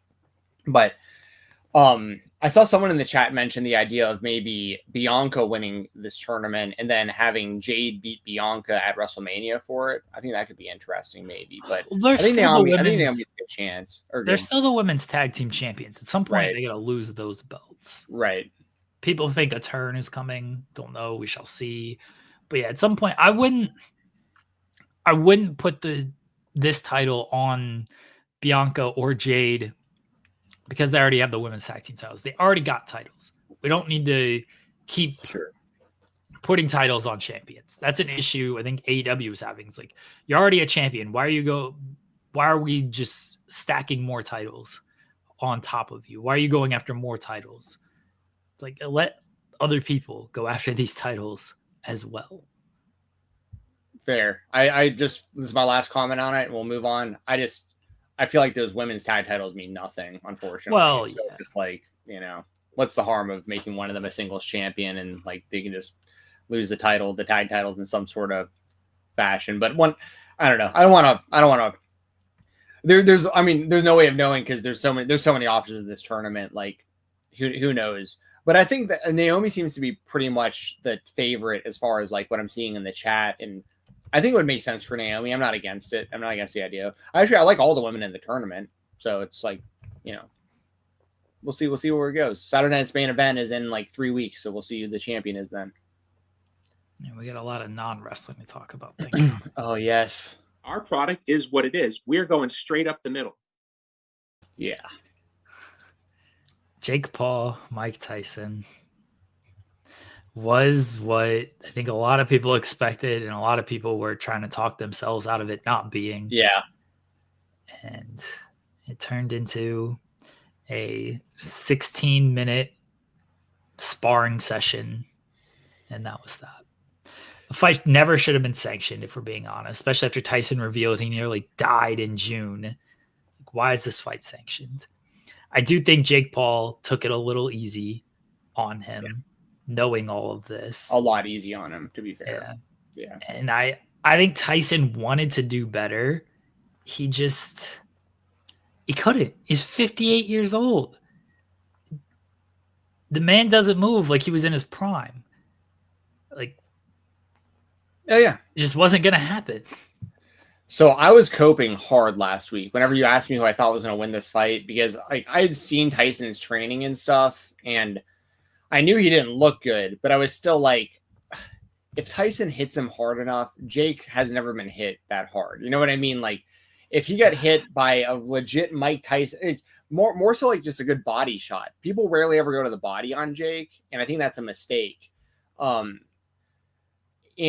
because if you get someone good in like the liver or like the ribs or whatever, right? Like, I mean, you could really, that's a complete game changer with someone like Mike Tyson's power. Now, that said, that's not at all what happened. Tyson basically just stood in front of him as like a human punching bag the entire time. And, excuse me, and Jake absolutely took it easy on him. It was frustrating as somebody who allegedly maybe had a little bit of dinero invested in the under on fight time, which it did not. That did not hit, unfortunately, but I feel like it definitely could have if Jake was actually trying. I mean, Mike Tyson's ass cheeks before the fight, that was hilarious. That was an omen. That and the buffering were just omens for like, this is not a good, this is going to be a disaster. I'd imagine WWE was watching that like, hey, y'all got to get your shit together before Raw starts, because we're not going to have. I'm sure WWE was watching that saying, hey, I hope this doesn't happen. That fight did 60 million globally. WWE is going to do 1/20th of that. Like, right. I know, I get that. But just the idea, because I don't think that there was like buffering issues with the Chestnut Kobayashi thing, to my knowledge. I think that went pretty smooth. I don't remember that having any issues. Yeah. That was a great event. Shout out to my hero, Joey Jaws Chestnut. But yeah, I mean, for one, though, Netflix should have been, I mean, they said that they were prepared. And obviously they weren't, because there was massive buffering issues throughout the show. That's undeniable. But yeah, the fight itself was obviously disappointing. I mean, y'all know me, if you followed this show for any length of time, I respect Jake Paul for what he's done in boxing. I really do. I mean, I know that there's there's a level of this where it's like, yeah, he's beating up a lot of guys that are out of their prime, that are, most of them are like MMA guys and not boxers and stuff like that. Anybody. But to be fair, I mean, like Anderson Silva beat Chavez Jr. in boxing. That's like his best win, is a washed up Anderson Silva. But my point is that like Anderson Silva beat Chavez Jr. in boxing not that long before Jake Paul beat Anderson Silva. So it's like Anderson still could beat pro boxers right now, and Jake starched him. Like Jake, and I get it. Like Jake knocking out Ben Askren, like especially in hindsight, Nate Robinson, Tyron Woodley has knockout power, but he flatlined Tyron Woodley. Like, but there's, you know, some of these have been massive mismatches, but others have been impressive wins. And his fight against Tommy Fury was close. It's not like he went out there and got just beat down by Tommy Fury. Sure, but Tommy Fury is a mid-level guy at best, and that's the one person he's actually faced who's had any long-term boxing training, and that's the fight he lost. Well, and success, yeah. But Tommy Fury is pretty successful for what the fights he's taken. Like, I don't want to take all the credit away from Tommy. I don't think he's like a world beater or like going to be like a champion or something like that. But because Jake has beaten other just straight boxers in fights that nobody paid any attention to. The guys that weren't good, but were actual boxers, to keep padding his record. But my point is, though, when I say I respect Jake, is he's fighting guy. Like, Jake Paul legitimately came from a YouTuber background, a Disney Channel background, a TikTok background with no fight experience. I mean, some high school wrestling or whatever. And the fact that he's in there and he's beating legitimate fighters, there's something to be said about that. And the amount of money and draw that they're bringing in for his fights, there's something to be said about that. But on the flip side, there's obviously the argument that could be made of he's not fighting legitimate people in their prime. But the problem with that is those people have to accept those fights. Like, it's someone like Canelo Alvarez has no incentive outside of money to accept the Jake Paul fight. Somebody like a legitimate top tier boxer does not want to fight Jake, because for one, if they somehow lose to Jake, if it somehow happens, but we don't credibility. Know what do you mean? One of the boxers, I'm sorry, I'm not super familiar with boxing, but one of the boxers did call out Jake. He's a champion right now, and he said, "Yeah, I'll fight him." I don't think Jake wants any of these fights. I think Jake really wants one of these fights because he has nothing to lose. He has nothing to lose in those fights because people are expecting him to lose to a world champion boxer. But a world champion boxer does not want their entire legacy tarnished by losing to Jake Paul. There's a lot more to lose for someone like Canelo. Way more to lose for someone like Canelo in his whole I don't team. think Canelo Alvarez is ducking Jake Paul if that fight is offered to him. I don't think he's. I just don't think there's any point in him taking the fight. There's no benefit to him fighting him. I get what you were saying of like, yeah, there's no benefit or anything. I don't think that fight's being offered. I don't think Jake wants that fight. Well, see, what's more interesting to me is someone like Conor McGregor, who not interesting at all. Who's also for outside of, I keep forgetting that he's dealing with the lawsuit that he's dealing with. I keep forgetting about that. But the reason I bring him up is because he's someone who's also probably out of his prime. So he'd probably fall in line with a lot of the people we've already mentioned, unfortunately. But if Jake got in there in MMA and fought like an actual MMA fighter, like in a PFL cage under MMA rules, like a guy with like a legitimate record, I think that could maybe be interesting. I don't know. I get the criticisms of Jake Paul, but you got to give him some sort of credit when 60 million people tune in to watch him fight Mike Tyson. That's not a one-way street. I mean, a lot of people were tuning in hoping to see Jake Paul get his ass kicked, and the opposite happened. So, but now what's even more important now, okay, is what happened after the fight. That ties into our wrestling world a little bit more. Right after the fight, Jake had a little thing with Logan, and Logan said, Mike, I'll beat your ass. Mike I'll Tyson's fuck you not up." fighting again. I don't think he's fighting him. I think this is happening in the WWE. I think we're going to get Logan Paul versus Mike Tyson on a WWE show at WrestleMania. That's what I think. Mike can't move. Dude, what is they'll Mike work Tyson around going it. to do? He'll work around it. He'll throw 3 punches total, but it'll be the spectacle of seeing these two guys go face to face. I'm telling you, they don't do that stuff for no reason. They don't plant those seeds for no reason. And this was on Netflix. Yes, they do. Dude, just don't be surprised if we see Mike Tyson and Logan Paul, because it's not going to happen in boxing. They're not going to box one another. But I think that they're probably already behind the scenes going, hey, we already planted the seeds out there in front of 60 million people on the same platform that WWE runs on now. I'm just saying. And Will McLean, we can talk about Lunchley all day, but that's a whole other topic for itself. I have plenty of thoughts on the Lunchleys and in that whole thing. I think Logan just said stuff because he was there and in the moment, and that was that. Well, but Tyson's the one who brought it up. They were like, who do you want to fight? And he was like, well, I mean, maybe his brother. And Logan was standing right there. And Logan was okay, like, then Mike said it in the moment because Mike afterwards put out on social media, like, yeah, I ain't fighting again. I nearly died in June.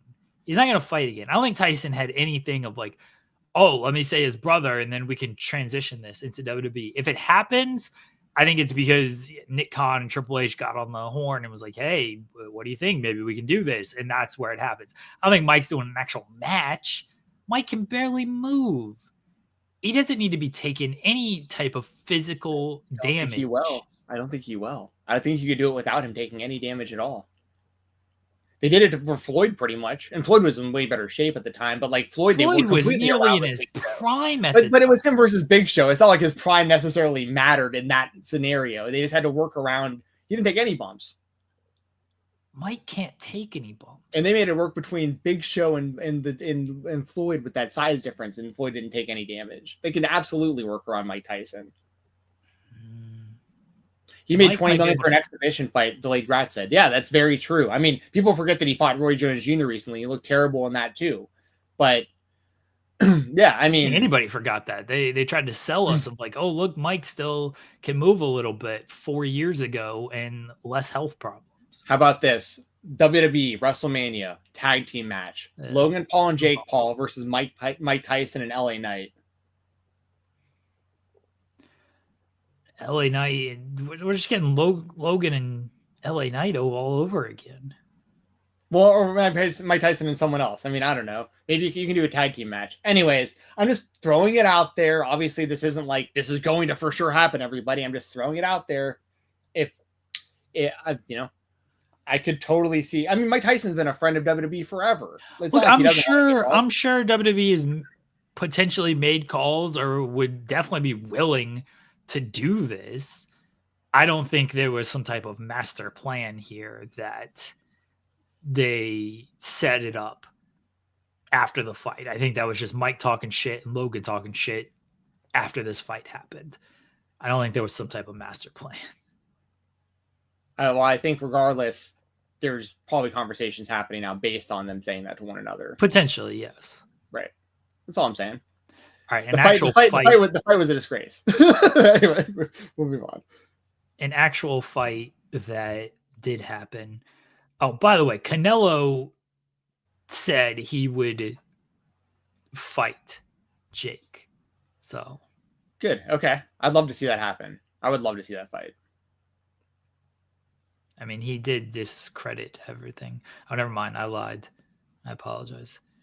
Alvarez says he's not interested in the fight. This headline was misleading. That happens sometimes. Yeah. Okay, so Canelo says he's not interested. Yeah, I figured he wouldn't be.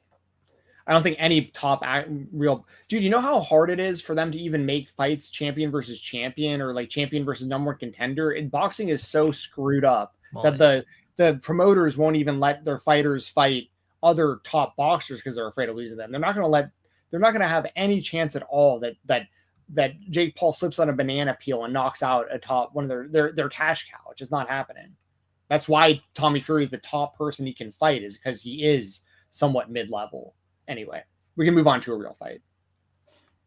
John Jones, Stipe Miocic, which had some similarities in the fact that Stipe hadn't fought in forever and was old and could barely move, and John Jones easily picked him apart before finishing him with a spinning back kick and punches. John Jones is the heavyweight champion, and now, speaking of difficult fights, won't fight Tom Aspinall.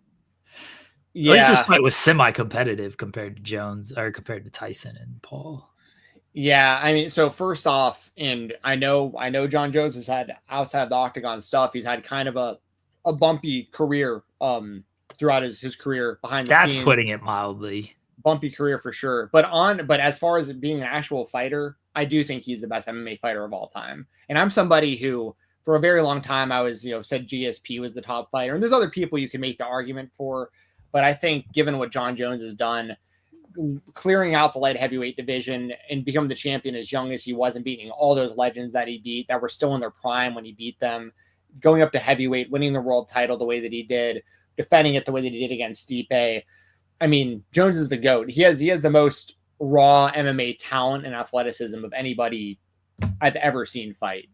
And Stipe, one of the best heavyweight fighters of all time in his own right, had not fought in years, lost his last fight, came in pretty cold against a guy. I mean, Jones hadn't fought in a while either, to be fair, but I just never see Jones really regressing. Like, he just keeps getting better, which is wild. And he's still not an old guy. He's like in his early 30s, still probably mid 30s. John Jones, he's like 37. Yeah, he's like our age. So, I mean, older when it comes to fight years, but like he takes enough time off in between fights. So at this point that it's like, and he said himself that before this fight, he said this was going to be his last fight, win or lose, unless they wanted to do him versus Alex Pereira. But then after he beat Stipe, he kind of left the door open to like, oh no, me and the UFC will talk. I don't think this is going to be it for me. So they can still do a super fight between him and Pereira if Pereira wants to move to heavyweight, which I think would be interesting because it gives Pereira the chance to be the first ever 3-weight class champion in UFC history. And Pereira deserves it based on how active he's been and jumping back and forth in weight classes and saving cards and stuff like that and winning titles. But the fight that should happen is definitely Tom Aspinall versus John Jones, for sure. Aspinall has definitely gotten squeezed out of this whole situation. For those of you who don't know, Aspinall is the interim heavyweight champion. He won the title while Jones was out for all this time. And he's, there's a next level that Aspinall could hit in his career when it comes to popularity and, money and star power and all that kind of stuff that comes along with it. But he can't get to that next level unless he gets in the cage with John Jones. There's an unattainable, there's like a glass ceiling to a lot of these fighters that they have that they can't break through unless they get in there with who everyone feels actually is the top guy in their weight class. And Tom Aspinall, for his legacy, I think he needs to fight John Jones. And it isn't Tom Aspinall's fault. Tom Aspinall absolutely wants to fight John Jones.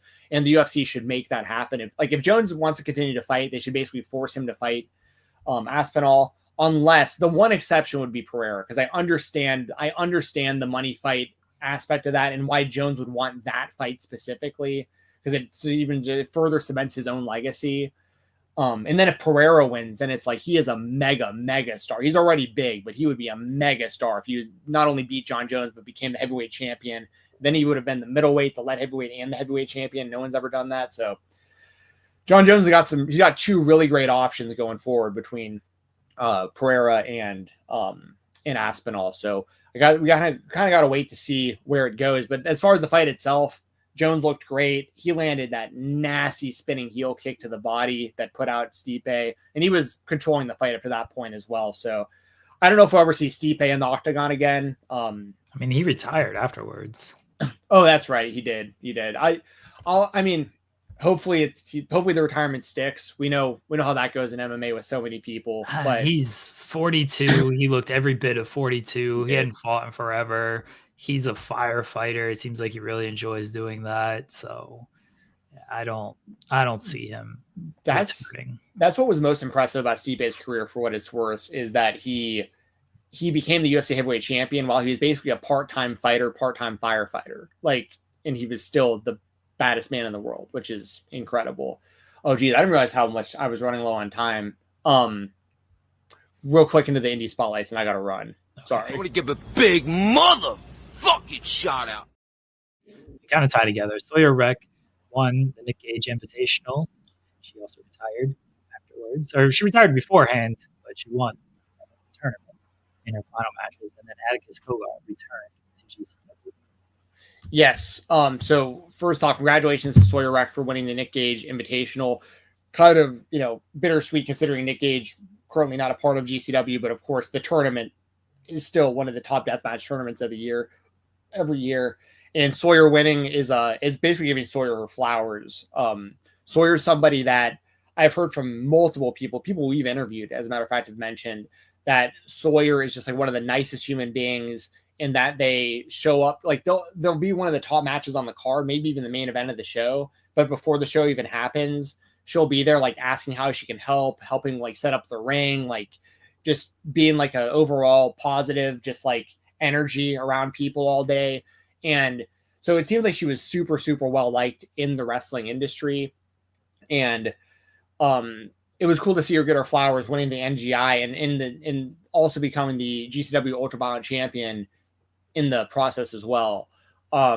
So that was really cool. And that deathmatch tournament's available over on Triller TV Plus if you want to check out the whole show.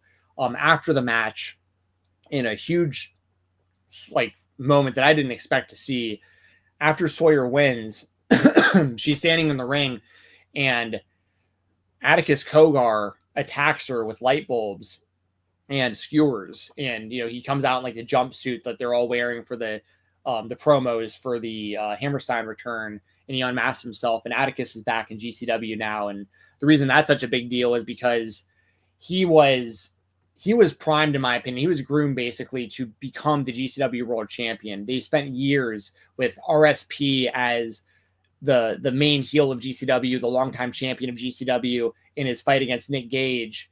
And Atticus was the right-hand man that whole time to RSP, and basically the second in command for 440. And it looked like it was just a matter of time before Atticus took the reins and became the champion himself. And right around that time, he had some sort of falling out with GCW and has been gone for years. And now that he's back, I'm very interested, because obviously he looks like he's going to be honing in on the Ultraviolet Championship. And if he sticks around, I'd imagine he'd eventually get back in the world title scene. So Atticus being back in GCW is very big for the company, in my opinion, because he's somebody who they built really, really high up until he had to leave. So, and speaking of leaving, I hate to leave you hanging, Jeremy, but I literally need to run into my other room and clock in for work. Feel free to talk about this as much as you'd like to and set up the interview. Great to see you, Jeremy. Great to see you, chat. Hope you all have a happy Thursday and a good weekend. I'll talk to y'all on Sunday for the Weekender podcast over on FightfulSelect.com. Appreciate you, Jensen. Enjoy your day. When it comes to Sawyer Wreck, it is disappointing to see her retire. She's going out on the terms that it seems like she wants to go out on, which is always good. That's what you want from anybody in wrestling. But Sawyer Wreck is someone who I thought had good potential, and still think that. It's not like her potential is clearly gone, but she's obviously just not in wrestling anymore. I thought she had big potential and thought she could have been a player on television within the next couple of years, given her size, her look, and her work, which was constantly improving. Hopefully whatever she does next is fulfilling for her. And Atticus Cogar, we'll see where it goes with GCW. GCW is the top platform when it comes to independent wrestling. Atticus Cogar puts a lot of work into his stories, so this will be the spot for him to tell those stories. And again, we'll see what happens with it. I don't know what happens with Circle 6. I imagine that continues. The stuff to kind of blend with Circle 6 and GCW. We'll see there. GCW's obviously got the big Hammerstein show coming up in January.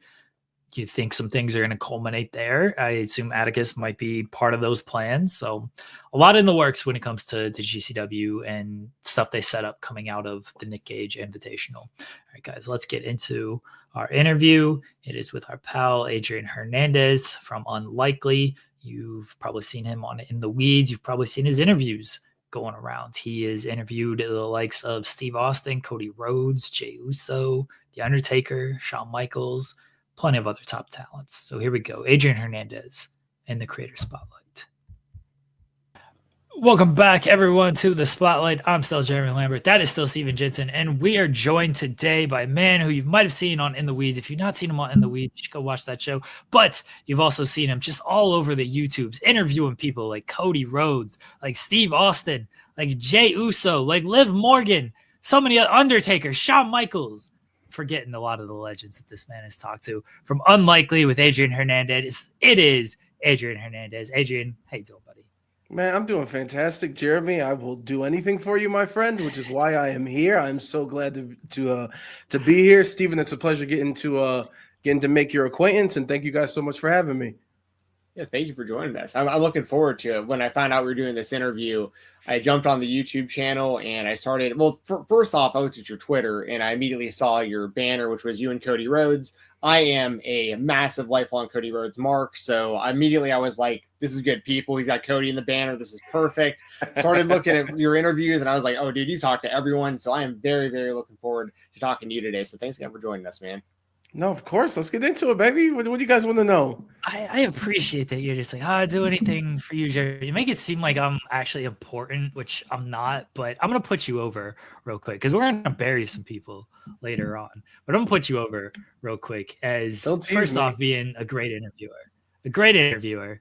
It's just fantastic what you do. I've watched the Liv Morgan interview that you did at Complex Con. I immediately messaged you. I was just like, this is so good. Like the banter you guys had going back and forth was just amazing. I feel like my internet is cutting out and no one can hear me. We can hear right you. Now. We can hear you. Okay. We can hear you, All but right. this is like a weird sponsorship with Netflix that you got going on. But let's keep it going. But the interview with Liv Morgan was so good, and just the banter you guys had back and forth. Like you always do great interviews, and you've always been so kind to me and putting me over, which I appreciate. But like, I think you are, if not the best, one of the best interviewers when it comes out there. So the first question is just how'd you get started in all this wacky world of pro wrestling and interviewing top people in the game? So since a very, very early age, growing up in Cleveland, Ohio, I always knew that I wanted to be on the radio. I'm a sports fanatic, cared way too much about it growing up. So it was weird because I never wanted to be on the field or on the court. I wanted to be the one talking about it. And not even play-by-play. I really love the post-game shows with the crazy people who call in and fire the coach or he's the greatest. Like I found that just so exhilarating. So since I was very, very young, I've always wanted to be on the radio. Growing up in high school and doing like the middle school news and like all that different stuff. And then finally getting to college and having my little college radio show. It kind of went down a whole bunch of different paths, but it was still in radio. And as you know, as you have to listen to every interview that gets done in the world of wrestling, that wrestling companies will always reach out to local radio stations and local TV stations to promote the shows that they have coming up. I've been a fan of wrestling all my life. There was maybe like a 4 or 5 year time period. Basically, after Eddie passed away, the rise of Cena was kind of where I dipped out. Just growing up playing Halo 2 online, being in middle school, being on sports teams, and just puberty, girls. Like there was other things. But later in high school, I came back. Man, this is sounding really long-winded. I apologize. But just being in radio and just them reaching out, trying to promote the shows is kind of where it started. And I've always loved wrestling. And it wasn't until the Undertaker interview a couple years ago where I was like, yo, let's try to go full force on it. I just always looked forward to it. Because it was just a different thing, man. There's always comedians, there's always artists that are on tour. And when they come in, it's awesome and it's amazing, but it's a different thing with wrestling. And really just because I love wrestling so much, I was like, I want to do things that I enjoy and I want to pursue things that I enjoy, which is that. And it's led me down this crazy path with some of those names that you've mentioned. That's still kind of surreal and very uncomfortable to hear and realize that like, yo, I've talked to these people. It's crazy. If you don't mind me asking, when were you in college, when you were in college radio? Like how long ago was that? So we're talking 2014 to 2016, the Underground with Adrian Hernandez in HCC, Hillsborough Community College, and the University of South Florida in Tampa, Florida, in the last years of FCW or FSW, excuse me, FCW's here in Las Vegas, before they went to the PC right outside of Orlando, which was another thing that was really cool because at the time there was like one cable company in Tampa, Florida that you would be able to see Seth Rollins and Big E and all these people before they moved up and were called up. But all these people lived in Tampa.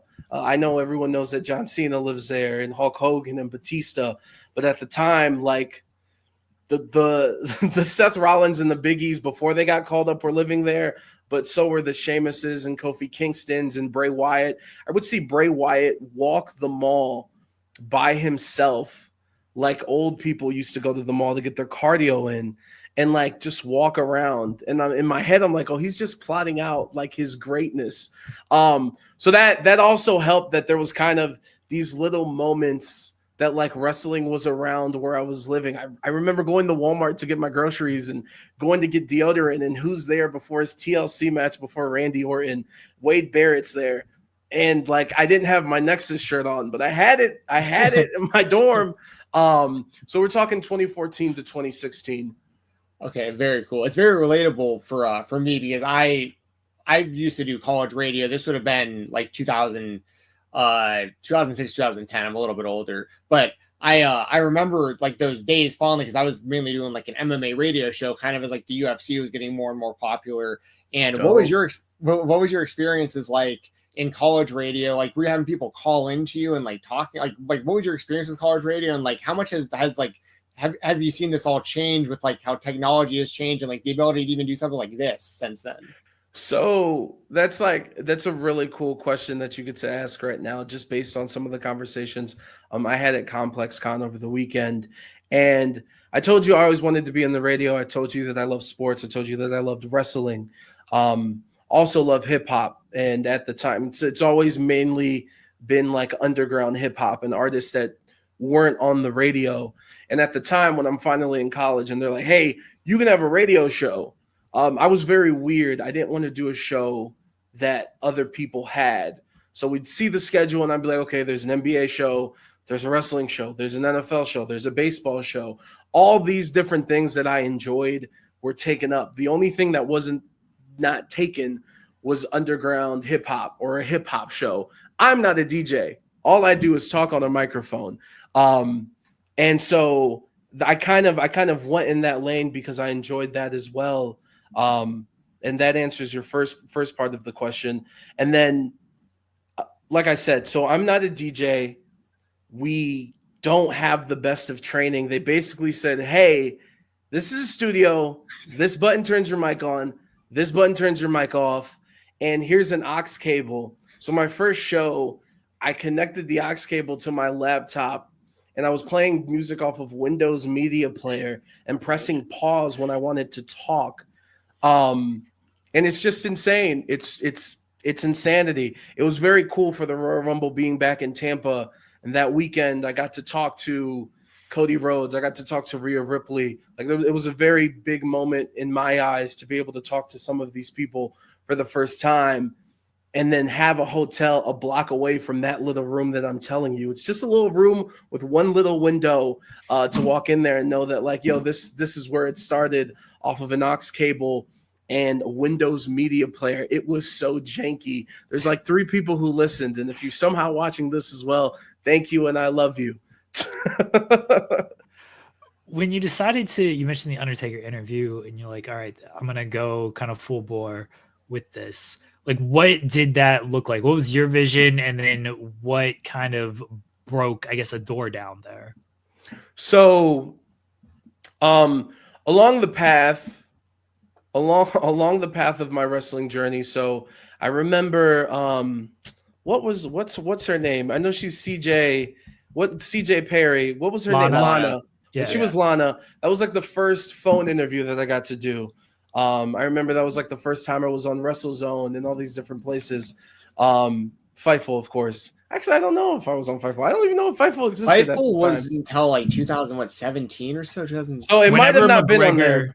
Yeah, whenever it was McGregor and Floyd. That was like launch weekend for Fightful. Well, to me, it was WrestleZone. So this is before then for sure, because that was my site. And shout out to the good people over there. So I got to do that phone interview, and that was cool. Shortly after, I went to E3 just because I was in media and I always wanted to go to E3. That weekend, and I remember it because it was a week before the SmackDown with the freestyle with the New Day and the Usos. Yeah. So Xavier Woods and Samoa Joe were doing a panel, and I waited and was at that panel for 2 hours talking to the dude from WWE to be like, hey, you guys have a show in Phoenix? Can I talk to him? You guys need to sell tickets. He literally said, listen, dude, he has to go from this booth to the Nintendo booth. You can talk to him as we're walking. And so I'm literally like, it's cool because of my camera guy. We're walking and there's like people trying to take pictures as we're walking. And I'm asking him about No Mercy 64 and all this different stuff. So I always reached out because I just, since I enjoyed wrestling, I knew that if I was engaged in the conversation, that the conversation would hopefully be something that other people would like too and be attracted to that. And it's really just all these things were led with passion. And the other thing is that I always reach out. I will always reach out, which is how me and Jeremy's relationship started. That whenever I did anything, I would always send it to him and be like, hey man, I'm not sure, but take a look. I think this might be, because I was just trying to get my name out there and I didn't know any better. And until they said no, I'd be like, hey, just following up, not trying to be annoying. Persistency is key in my eyes. Some people could be turned off about that, but the worst that people can say is no or hell no. And then it's like, okay, I at least tried, which to fast forward to all these little opportunities where basically that wrestling was coming into whatever city I was living in. The combination of me moving to Las Vegas to do radio and me asking is kind of what opened up these doors, which opened up the door to the Undertaker interview, which actually was presented to me. And they had the goal to ask me if I wanted to. I was like, are you crazy? And that moment was the turning point in my eyes, because I'm very psychotic and I'm very competitive when it comes to my work. And so I know who talked to the Undertaker that weekend. And that was the one time, because I very rarely watch other people's interviews because it just messes with my brain and it like makes me want to ask something. And I don't want to ask something because someone else, like, I'm very weird about that. But that specifically, I wanted to watch the other interviews that he did. Needless to say, everyone he talked to was much, much, much, much bigger, whether they were in the wrestling world or outside the wrestling world. And I just thought I had the best one. Biased because it was mine, but I was like, yo, I had 16 minutes and like I had to promote this show. And like within that, I felt like I had the best one, that like if I had the same time that other people had, there would be no question. So that just that arrogance or whatever you call it, or belief in myself, I was like, yo, I can do this. So I made that decision, and every time I kind of put not a limit, but I just there would be different things, and I'm like, hey, if I'm going to invest this money, if I'm going to buy this camera, if I'm going to get these fancy little purple lights that turn colors, and look at the little blue and now it's dark purple, like if I'm going to get all these different things, like it has to be for a purpose. If I'm going to travel, and every time I've said, hey, if this doesn't work out, then I can't continue to put money into this because I have a kid, I have a family, and every time that I've come up to that door, the door's kept being open, and we've gotten more and more success. And with WrestleMania being here in Las Vegas, like I can't wait to see what ends up happening as we get to April of next year. But to be super long-winded to answer your question, I just really was trying to pursue my passion and just talking about this fucking nonsense, which is wrestling, and just having the belief that, yo, I think I can do this, and seeing other people, the people who have kind of laid the groundwork, whether it's Sean, whether it's Denise, whether it's CVV, Ariel Hawani, like all these different people, and like being thankful that they've opened the door and done the cool things that they have, because if they can do it, then I can do it. So, sorry, go ahead, Jeremy. Oh, do you remember the interview? Because actually, I didn't realize it was this long ago. But the interview that you messaged me about that I covered, and you were just appreciative of the coverage? No, I would have don't. never guessed this because I This didn't realize it isn't was this TNA? long. No. It was July 2022. I didn't realize it was that long ago. That's But not it was that long. Angelo Dawkins, and he was talking about the fan incident with himself and Bianca and Street Profits. And you did that, and I covered it. And you were just like, "Hey, appreciate the coverage." You asked me to fix something with the basically the tag. Like, "Hey, can you make it like this instead of whatever I have?" I was like, "Yeah, no problem." Like, sorry about that. And like it just kind of went from there. And I I always was say probably I wanted my name instead of where I worked for. I can like that's I'm probably true. 99%. Yes. Which Fuck is the completely radio station. understandable. Say my name. No, completely understandable. And that's something like I would sometimes have a bad habit of doing. Like I would just put the outlet in because sometimes like the author that's actually how I've formed a lot of good relationships is like I just put the outlet and I forget to put the author. And so the author reaches out. It's like, "Hey, can you do this?" Like, "Yeah, no problem." And now like Chris Mueller is another one. And now we talk all the time, you and I. But people always get very, I don't want to say weird, but it goes one of two ways. And I think people think it goes the other way more than it does. But like when I do these articles, so many people actually reach out and are like, "Oh, thanks for the coverage. Like, I appreciate it." And then maybe they have something else to say, or maybe they don't, but it's like, "Can I send you more?" It's like, "Yeah, no problem. Like I'll cover as much as I can." And like, this just gets relationships started. And then there's the every now and again, I'll go ahead and bury this person. He's never going to watch this. Adam's Apple on YouTube. Like he'll reach out and be like, "You guys didn't do any work on this." He's one of those like TMZ people who will like mob people on the streets and ask them questions. Is he He's like airport at baggage claim? Yeah. And he's like, "You didn't do any work on this. Like, why are you asking for credit?" And I'm like, "Your article or your video is there. I just want credit for the transcription. Like, if you don't want me to cover your stuff, no problem. I won't cover your stuff. It's not that big of a deal." But for every person like him, there's like 5 people like you who are like very cool about everything and we'll just form relationships off of this. But your message was very nice. I didn't realize it was July 2022. Funny if you would thing have told me about this that last year, is, Stephen, to answer your question, why did I get that interview? Because I was in Las Vegas. That was the Money in the Bank. That was in Las Vegas. That was supposed to be at Allegiant Stadium, but it ended up being at the MGM Grand. And the WWE leading up to that, because that was in July. So Double or Nothing was in May. So like a month and a half before it, where WWE rented out the promo trucks with Cody's face to go around T-Mobile. And people were like, "Ah!" And that weekend was the same weekend that UFC had a pay-per-view. And that was the first time that had ever happened, that they were in the same city the same night, because it was a Saturday for both. And look at now, they're under the same company, under the same umbrella. And I was originally supposed to interview Lacey Evans, and why would I want to talk to Lacey Evans? So this is the only time I said, "Hey, my son tripped at school. I got to go pick him up. I can't make it. Are we able to reschedule?" And they're like, "You want to talk to Angelo Dawkins?" And I was like, "Cool." And we made it work. And I had an awful briefcase joke about how briefcases are no longer a part of fashion. And the only reason why I remember that 2.5 years later, 300 interviews later, is because it bombed. And he's like, "Yeah, nobody really wears briefcases." And I worked on that shit for like 2 weeks. Anyway, something I wanted to ask you about, because it actually ties into a few different things that you have mentioned.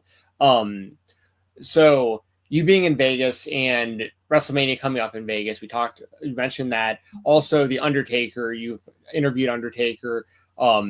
Undertaker was in the main event of last year's WrestleMania as a part of it. In my opinion, the greatest match in the history of wrestling, when Cody Rhodes defeated Roman Reigns to finish the story and win the WWE Championship. Now, there was a big point of contention in that match that me and Jeremy have actually argued with one another about live on air. And you did an interview with one Stone Cold Steve Austin that actually kind of clears this up a little bit for us. I loved that you talked to him about this. Me and Jeremy and a lot of other people heavily speculated that Steve Austin was going to be in that Undertaker spot at WrestleMania, that Steve Austin was going to come out, he was going to confront The Rock, the glass was going to shatter, that was Steve Austin's spot, and I was convinced they had spoken to Steve Austin, and for whatever reason he turned it down, but that had to have been the plan. There's no way that we were all thinking about that idea, and they weren't. And I want to thank you for in your interview clearing that up, because Steve Austin makes it very clear he was reached out to by WWE. He could not make it, and he is interested in potentially showing up at this year's WrestleMania. Thank you. I don't know if that was a question, but I am going to say there's no question there, Jensen. There's no question. I'm just blazing on that. Because guys, I got to be honest. I needed that for my own sanity. You're welcome. We all needed it. And if I didn't ask that, I would have been highly disappointed, especially since that really wasn't a wrestling interview and trying to navigate that, but being able to ask that. And even though I didn't get to ask about CM Punk, but I at least got that one in, and that one was very important because it kind of cleared some things up. So absolutely, of course. How could I not at least try? And thankfully I got to. Yes, I very much appreciate it. And on that same token, what do you think as far as like this year for WrestleMania? Is there anything you have planned? Is there any like goals you have for like, they're going to be right there in your backyard? That's a very great question. No, I don't have any goals. I have something I want that I think is going to happen when it comes to a subscriber count. But even that, and to be honest, like subscriber count, I'm trying to like, that doesn't really matter in terms of like, you could have 1 million subscribers, but if only 5 people are watching your stuff, it's like Instagram followers, basically. But, going into this year, I had a goal of 12,000 subscribers because going into the year, I think I had a little bit over 8,000.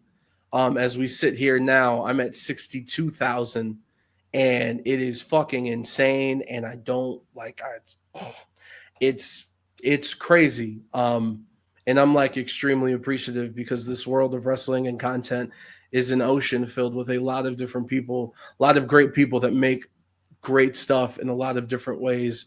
And there's a lot of people who interview people. So to be able to have that success is like all of this stuff is like the cherry on top. There's some names and there's some things that I would love to be able to talk to at length.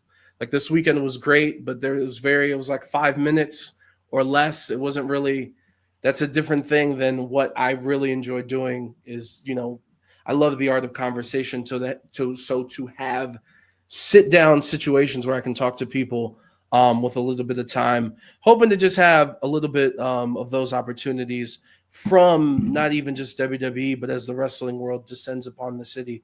I'm just trying to do as much work as possible and seeing where this takes us.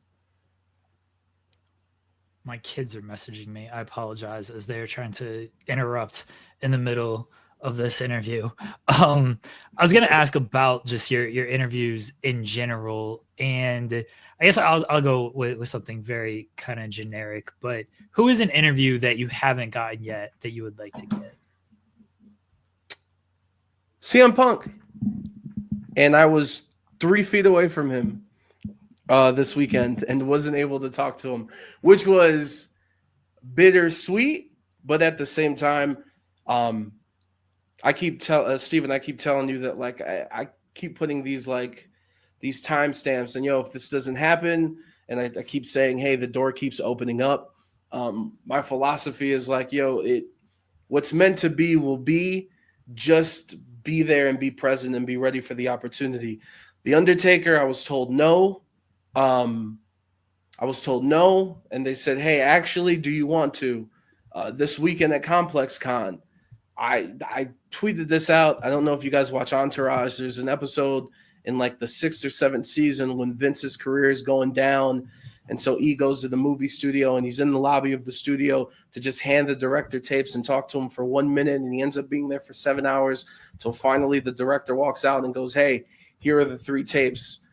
That's kind of what I did this weekend. I didn't go to see Travis Scott. I didn't go to buy shoes or see Snoop Dogg or Dr. Dre. I was like, I'm standing here to get the chance to talk to them. And even if it's 2 to 3 minutes, like I will swing for the fences and see what happens.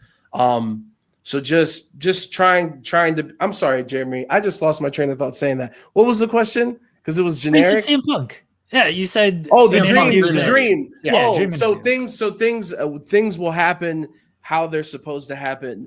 So in my head, it's like, damn, I was 3 feet away from CM Punk. I couldn't even get the picture. That would have been crazy on Instagram. But it didn't happen now because it will happen at some point, and it'll happen how I want it to happen. I actually talk to him for 30 minutes. or longer and get that proper conversation. So CM Punk's one for sure.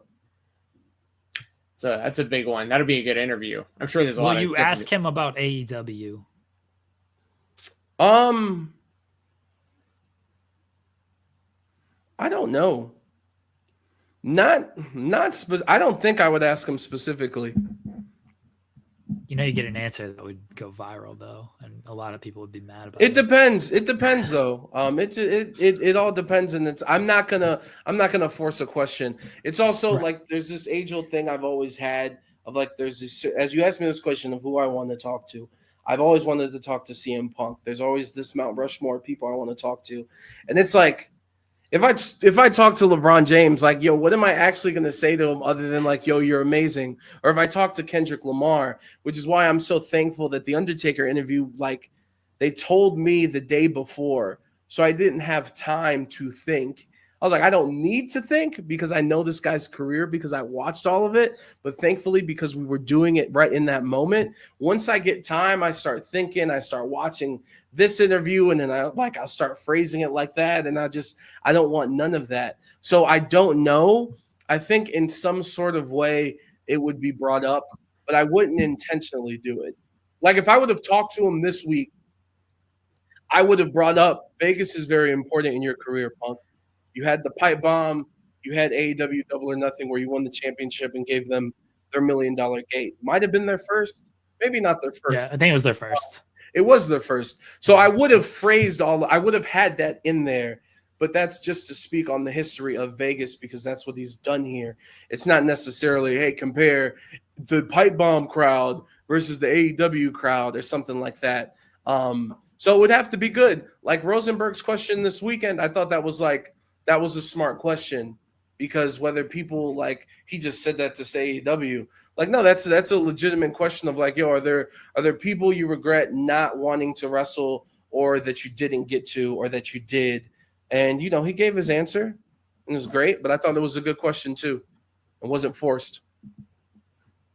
I had kind of a random question. I know you're really into sports and there's other stuff outside of wrestling, as you mentioned, being from Cleveland and currently living in Vegas. Who are your sports teams? Like, what sports are you most into? All Cleveland. All Cleveland. So I'm a big NFL fan, and that's the most I would know about with all that. What are your thoughts on kind of like the state of the Browns with Deshaun Watson and this contract? And I mean, what are they gonna do?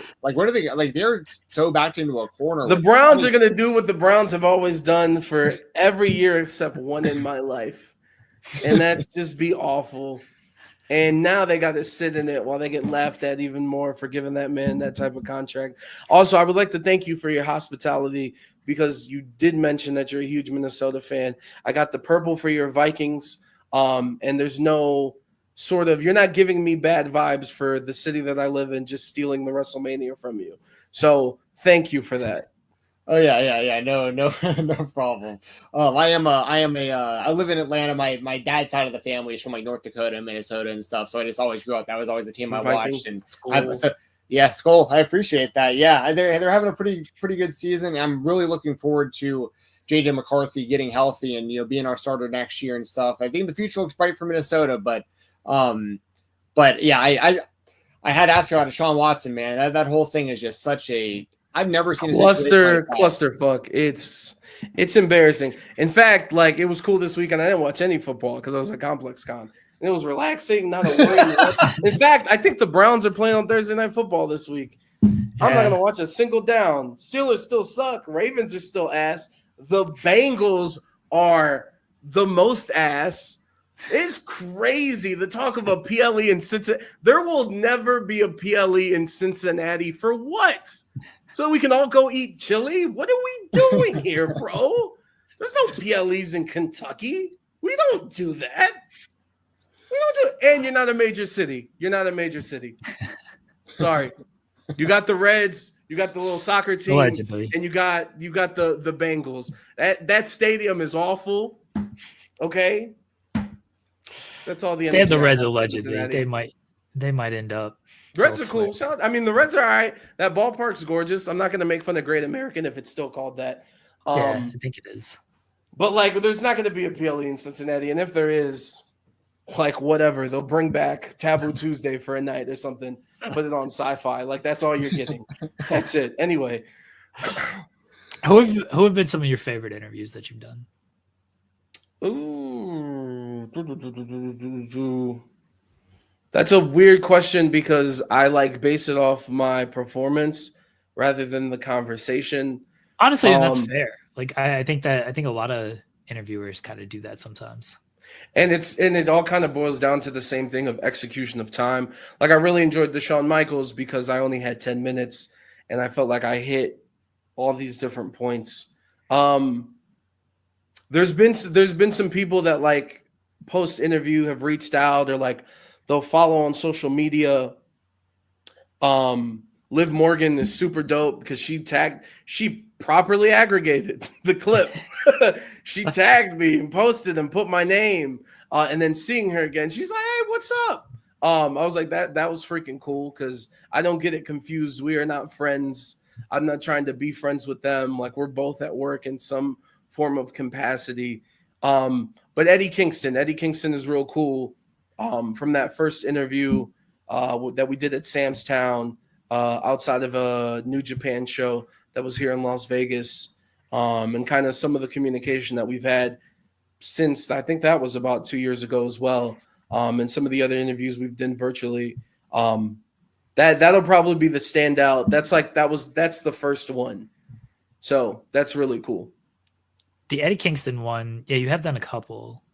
But every single time, like I feel like I judge interviews and interviewers based on like how many articles I'm able to get out of the interviewers. And look, if it's a short little thing and like I only get one thing, like no big deal.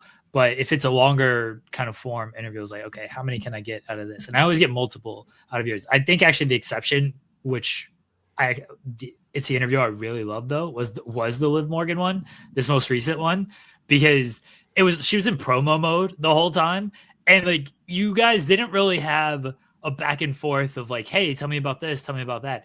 It was so just like personable nonsense. And yes, nonsense. And like, I love nonsense. Like if I'm not going to get any like articles out of it, I at least want to be entertained. You know what I mean? Like, and that was entertaining. It's like, okay, I still got the promo she basically cut on Tiffany Stratton off of that. Like, but if I'm not going to get any articles out of it, like at least make an entertaining interview for me. And that was just super entertaining. The way you guys are going back and forth. Thank you. And you can tell early on, I was like, oh, they're in promo mode. Let me try to shift.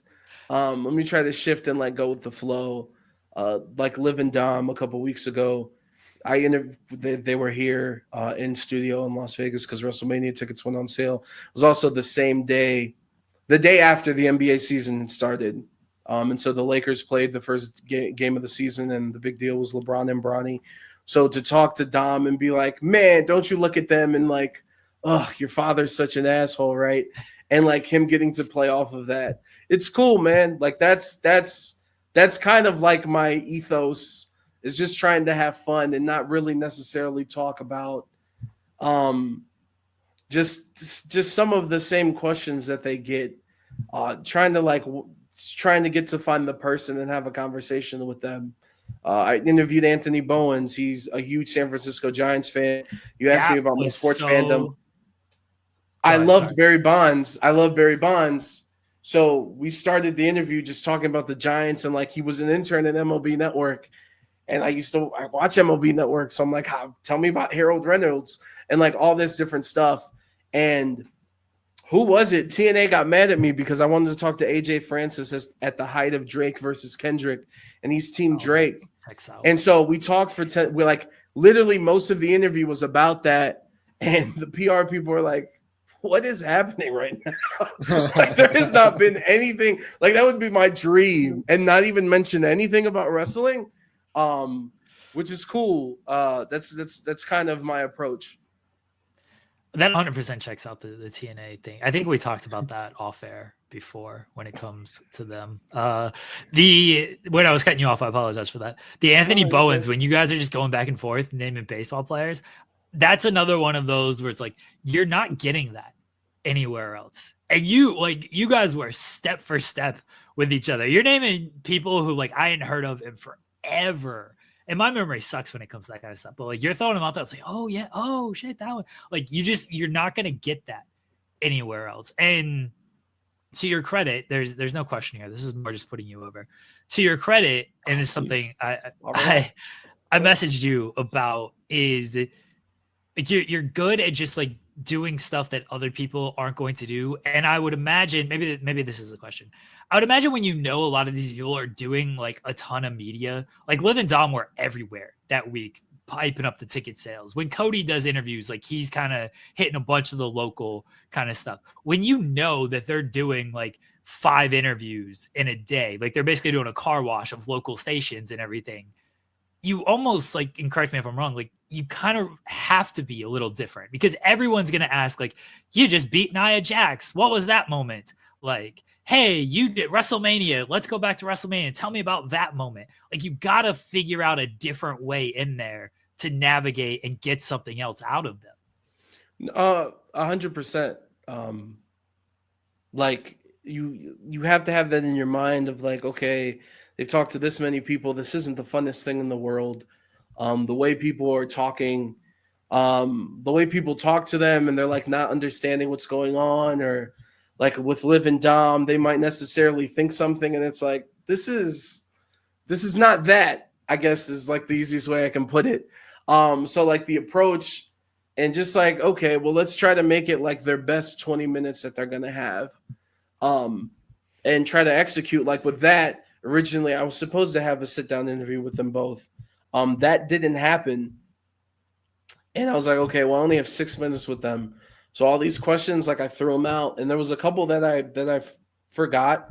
But it's just trying to figure out a way to make their day and make them happy and just be approachable and like, yo, know that this is not to be cheesy, like this is a safe space.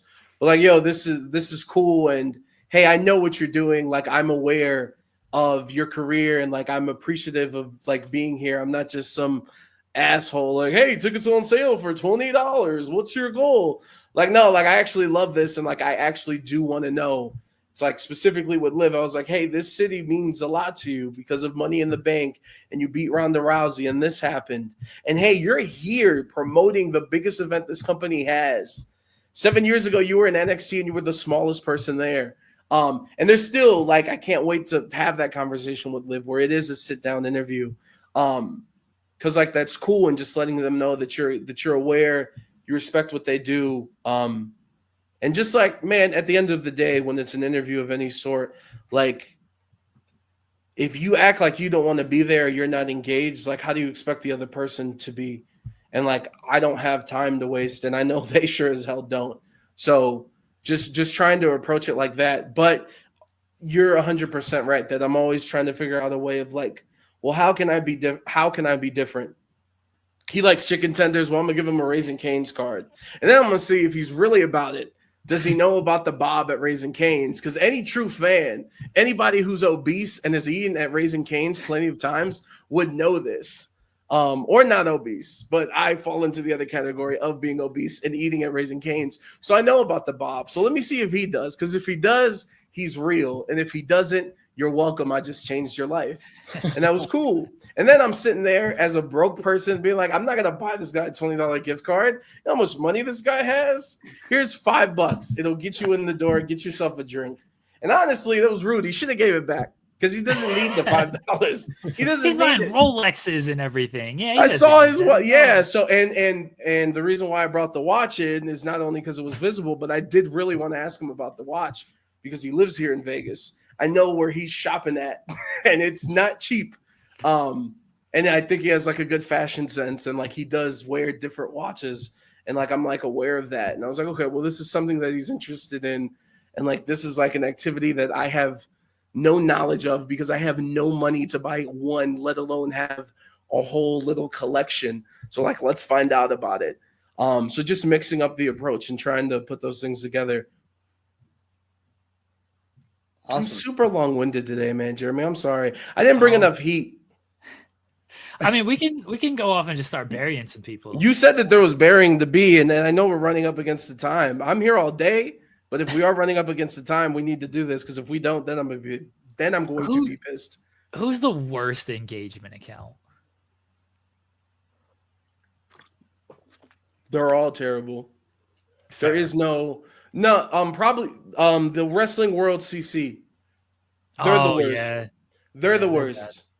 They're the worst, and I'll get explicit with it. They're the worst because 90% of the time they're just posting pictures of women, which I entail like, yo, did you just like jerk off and then post this? And then like, what's going on? Like, that's disgusting. And even with them and with everyone else, like they just post it, they never tag. But whatever, the account has too many followers. Like, it is what it is. But I would say, honestly, they're the worst. This week, like, they're all just like, they're all just pieces of shit, man. Like, it's really, really weird. They're all trash. This weekend, like, this was a first. Someone, because of Twitter having the premium, like, someone legit downloaded the entire interview and just posted it in one post and zoomed in, so all logos were blocked. I was like, what? That's crazy. That's so it's wicked out here. I don't want you to bury anyone, but now I want to ask you to bury some stuff. And it's not even burying, but I truly, like, as someone who, to not put you in a box, but like a lot of your work is having to watch interviews. Yeah. From all different kinds and all different varieties. Who's honestly your top three right now? Okay.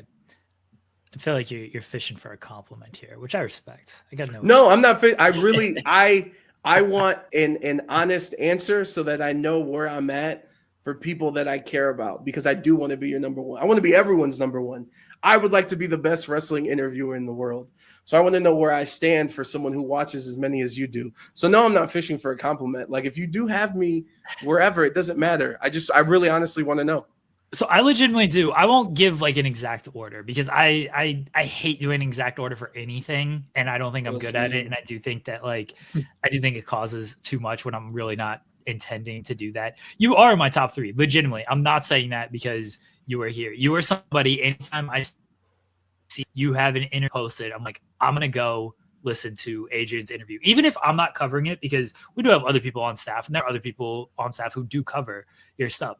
I still listen to your stuff because I'm like, okay, they may have gotten that, but was there something that jumped out to me personally that I'm like, oh, this is fun and I can have fun with this headline, or I thought this was interesting, so I'm going to do an article on it, even though somebody else has already listened to it. So I always listen, even if I'm not the first person to cover it. I always listen to your interviews because I think. Thank you. But who else is on that list? This one trips people out, but I truly mean it. Bully Ray. Bully Ray is a good interviewer. I don't care about his opinion at all. I truly do not care about his opinion. I think he's a very good interviewer, though, because he doesn't necessarily let people off the hook when he asks questions. Like, if they give kind of a one-word answer, he will press a little bit. And look, Bully Ray, he's a veteran. He's a WWE Hall of Famer. He's got a level of respect to be able to do that I know not everybody else might have. But to me, like, he knows that, and he uses that to actually be a good interviewer, which I appreciate from him. And then I think Ariel Helwani is very much the same way. Ariel does a very good job of listening and following up with something else and getting into a deeper kind of longer form of an interview. And when you're able to do long form interviews, it's obviously different than like, hey, you got 10 minutes, hit some key points that you need to hit. Like Ariel, when he gets people on his show, they usually have like 30 minutes. So he's able to really kind of press things where you might only have like 10 minutes. And so it's like, all right, I gotta hit these kind of interviews here. So that makes it more difficult. And I do recognize that. But y'all three are three that, like, I know if I listen, I'm gonna get articles out of. And that's obviously, I kind of judge a lot of things based on that. Yeah. But you have a different ear. On the flip side, I'd like to ask you, Stephen, because I'm assuming you found out about my work when Jeremy's like, hey, he's gonna be on the show, right? Well, I was aware of you, but I definitely did more of a deep dive. Got you. So this is perfect. So this is the perfect person I want to know. Who's some of your top interviewers and why? So Ariel Helwani is definitely on my list as well. I remember his first wrestling interview with Kurt Angle. I was in college at the time, and he was a game changer because he was essentially a YouTuber before the YouTuber label existed. And I really respect what he did going to ESPN and what he did with MMA fighting, what he's doing now with Yahoo and everything. So I think Helwani, for the same reasons that Jeremy said. Someone else that I've followed for a long time is Sam Roberts. You mentioned him earlier. Sam, I remember Sam all the way back when he was on the Opie and Anthony show. I mean, I remember him as an intern on the radio. And he was one of the first guys that was out there interviewing independent wrestlers, guys like Adam Cole before they, was part of PWG or whatever. And mostly what I do is in the realm of indie wrestling. So I'm mainly involved with the indie scene. So a guy like Sam Roberts really paved the way. And also I think a lot of, I have a perspective on him because I saw him from so early on in what he was doing. But I remember back when he was, once again, an intern on Opie and Anthony, and he was marking out because the wrestlers and Vince and stuff knew who Opie and Anthony even were, but they had no idea who he was. And he eventually worked for the company, and he's still interviewing wrestlers. He has his own studio. So he's a guy that those would definitely be two names on the list. Give me one more, please. Man, who do interviews? Okay, I'm going to throw two more names at you that I really enjoy. And they good, because I feel like Ariel Helwani's he's so Hall of Fame. Oh, well, one of my names is somebody who is a legitimate Hall of Famer or soon to be Hall of Famer in the same realm as Bully Ray. I think Chris Jericho is a very good interviewer. Again, different realm, long form. So I will also name someone does more short form content who I think is very good and does a lot, kind of what you do, and has a lot of fun with it. And it's Muscle Man Malcolm. Muscle Man Malcolm does a very great job of shorter interviews, has a lot of fun with it, and can get a lot of stuff into it. And she knows I appreciate and love her and respect her. Denise Salcedo goes without saying. I don't need to put her over. Yeah, so you have a lot of the same ones. I know it sounds so cop out, but me and Jeremy are the same age. We're in the same circles. No, I appreciate it. I love all this feedback and hearing you guys talk about what you enjoy from someone and why. These are all mental notes, man. Because at the end of the day, and I say that, and I've said I'm super competitive and stuff. I just feel like everyone should be here to try to win. But with saying that, there's enough space on this plate, on this table for a lot of people to win, which is what I think is happening. And you bring up Malcolm. I think the world of Malcolm, I think Malcolm is more talented than all of us. And when I say us, I feel like my crop of whatever content creator pool that you have me in. And the reason why is because, like I said earlier, I'm not a DJ. I am simply an interviewer. I do not do recaps. I don't do post shows. I don't do previews. I don't do hilarious TikToks. I don't do short form content. It's all really on my interviews. Whereas Malcolm, he could just make the funniest thing just being in the crowd at a show and get 1 million views on Instagram. And then he can do the interviews, and then he can go talk to, he does stuff with fans at shows. He has all those tools in the toolbox. And that's very important. He's also part of the family. He's a part of the bloodline. He's honorary. Yes. So obviously he's interviewed Jacob and all these people a ton. And but he's interviewed the entire family. So as more and more of that family gets hired, 5 years from now, when Jacob Fatu's in the main event against Gunther at a WrestleMania, and he's oh, I'll talk to Malcolm. I won't talk to the rest of these people. I'll talk to Malcolm because I've talked to him for 10 years since he was a kid. That stuff is so cool to me because it's the stepping stones, man. And the time that's put in is it's remarkable, which is kind of why I get freaked out because you're talking to me about 2 years ago. The stuff I've been able to do in relatively a short period of time, I'm very appreciative of that. And I have to remind myself that because we're all in the rat race and we're all trying to be the best. And sometimes things don't happen. I'm it's the end of the world. And it's dude, you've done all this stuff. Relax. But shout out to Malcolm. I think that guy's the future GOAT. Yeah. And I do have to mention, and Jeremy's not going to want to be even putting this guy over, but I think Sean Ross Sapp, we didn't even mention him, but he does great interviews as well. I gotta throw that out there too. Good interviewer. Oh yeah, boo Sean. Boo Sean. I already said my piece on Cincinnati, but much love to him. I know. I almost brought that up during the Cincinnati rant. Someone said, that's why I did it. No. Let's be clear. 100%. That's why I did it, because I'm on this platform. Adrian, before I let you go here, one thing we ask everybody is, what is the coolest thing in your room? That's a great question. Hold on a second. Can I show it on camera? Yeah, yes. For sure. Be right back. Go to commercial. And find my Terramana and drink that. Have you watched any Dynamite yet? Do you have it on in the background? No. I'm locked in. I'm locked into the interview, Jensen. So am I. I'm not watching it either. That's why I'm asking. We'll have to get caught up. Now everybody knows when we're recording this interview. It's okay. I was going to tweet about it right after anyway. Are we ready? Yep. We're good. The coolest thing in my room is this Stone Cold Broken Skull Ranch IPA handed to me by the man himself. Will never be opened. I assume it's unopened. Yeah. Will never be opened. Have you had it before? Obviously not that one, but like, have you had? No, I don't drink. I don't drink beer and stuff like that. So no. Fair. That's a super cool thing in having your room, by the way. I just want to put that over. That is very, very. Wait, did you lose him right after?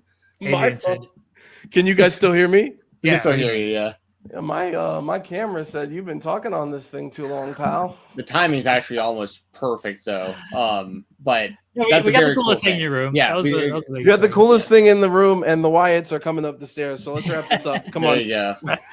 Adrian, we appreciate you joining us here tonight, man. Let everybody know where they can find you at. Damn it, you guys can't go to me for the plug.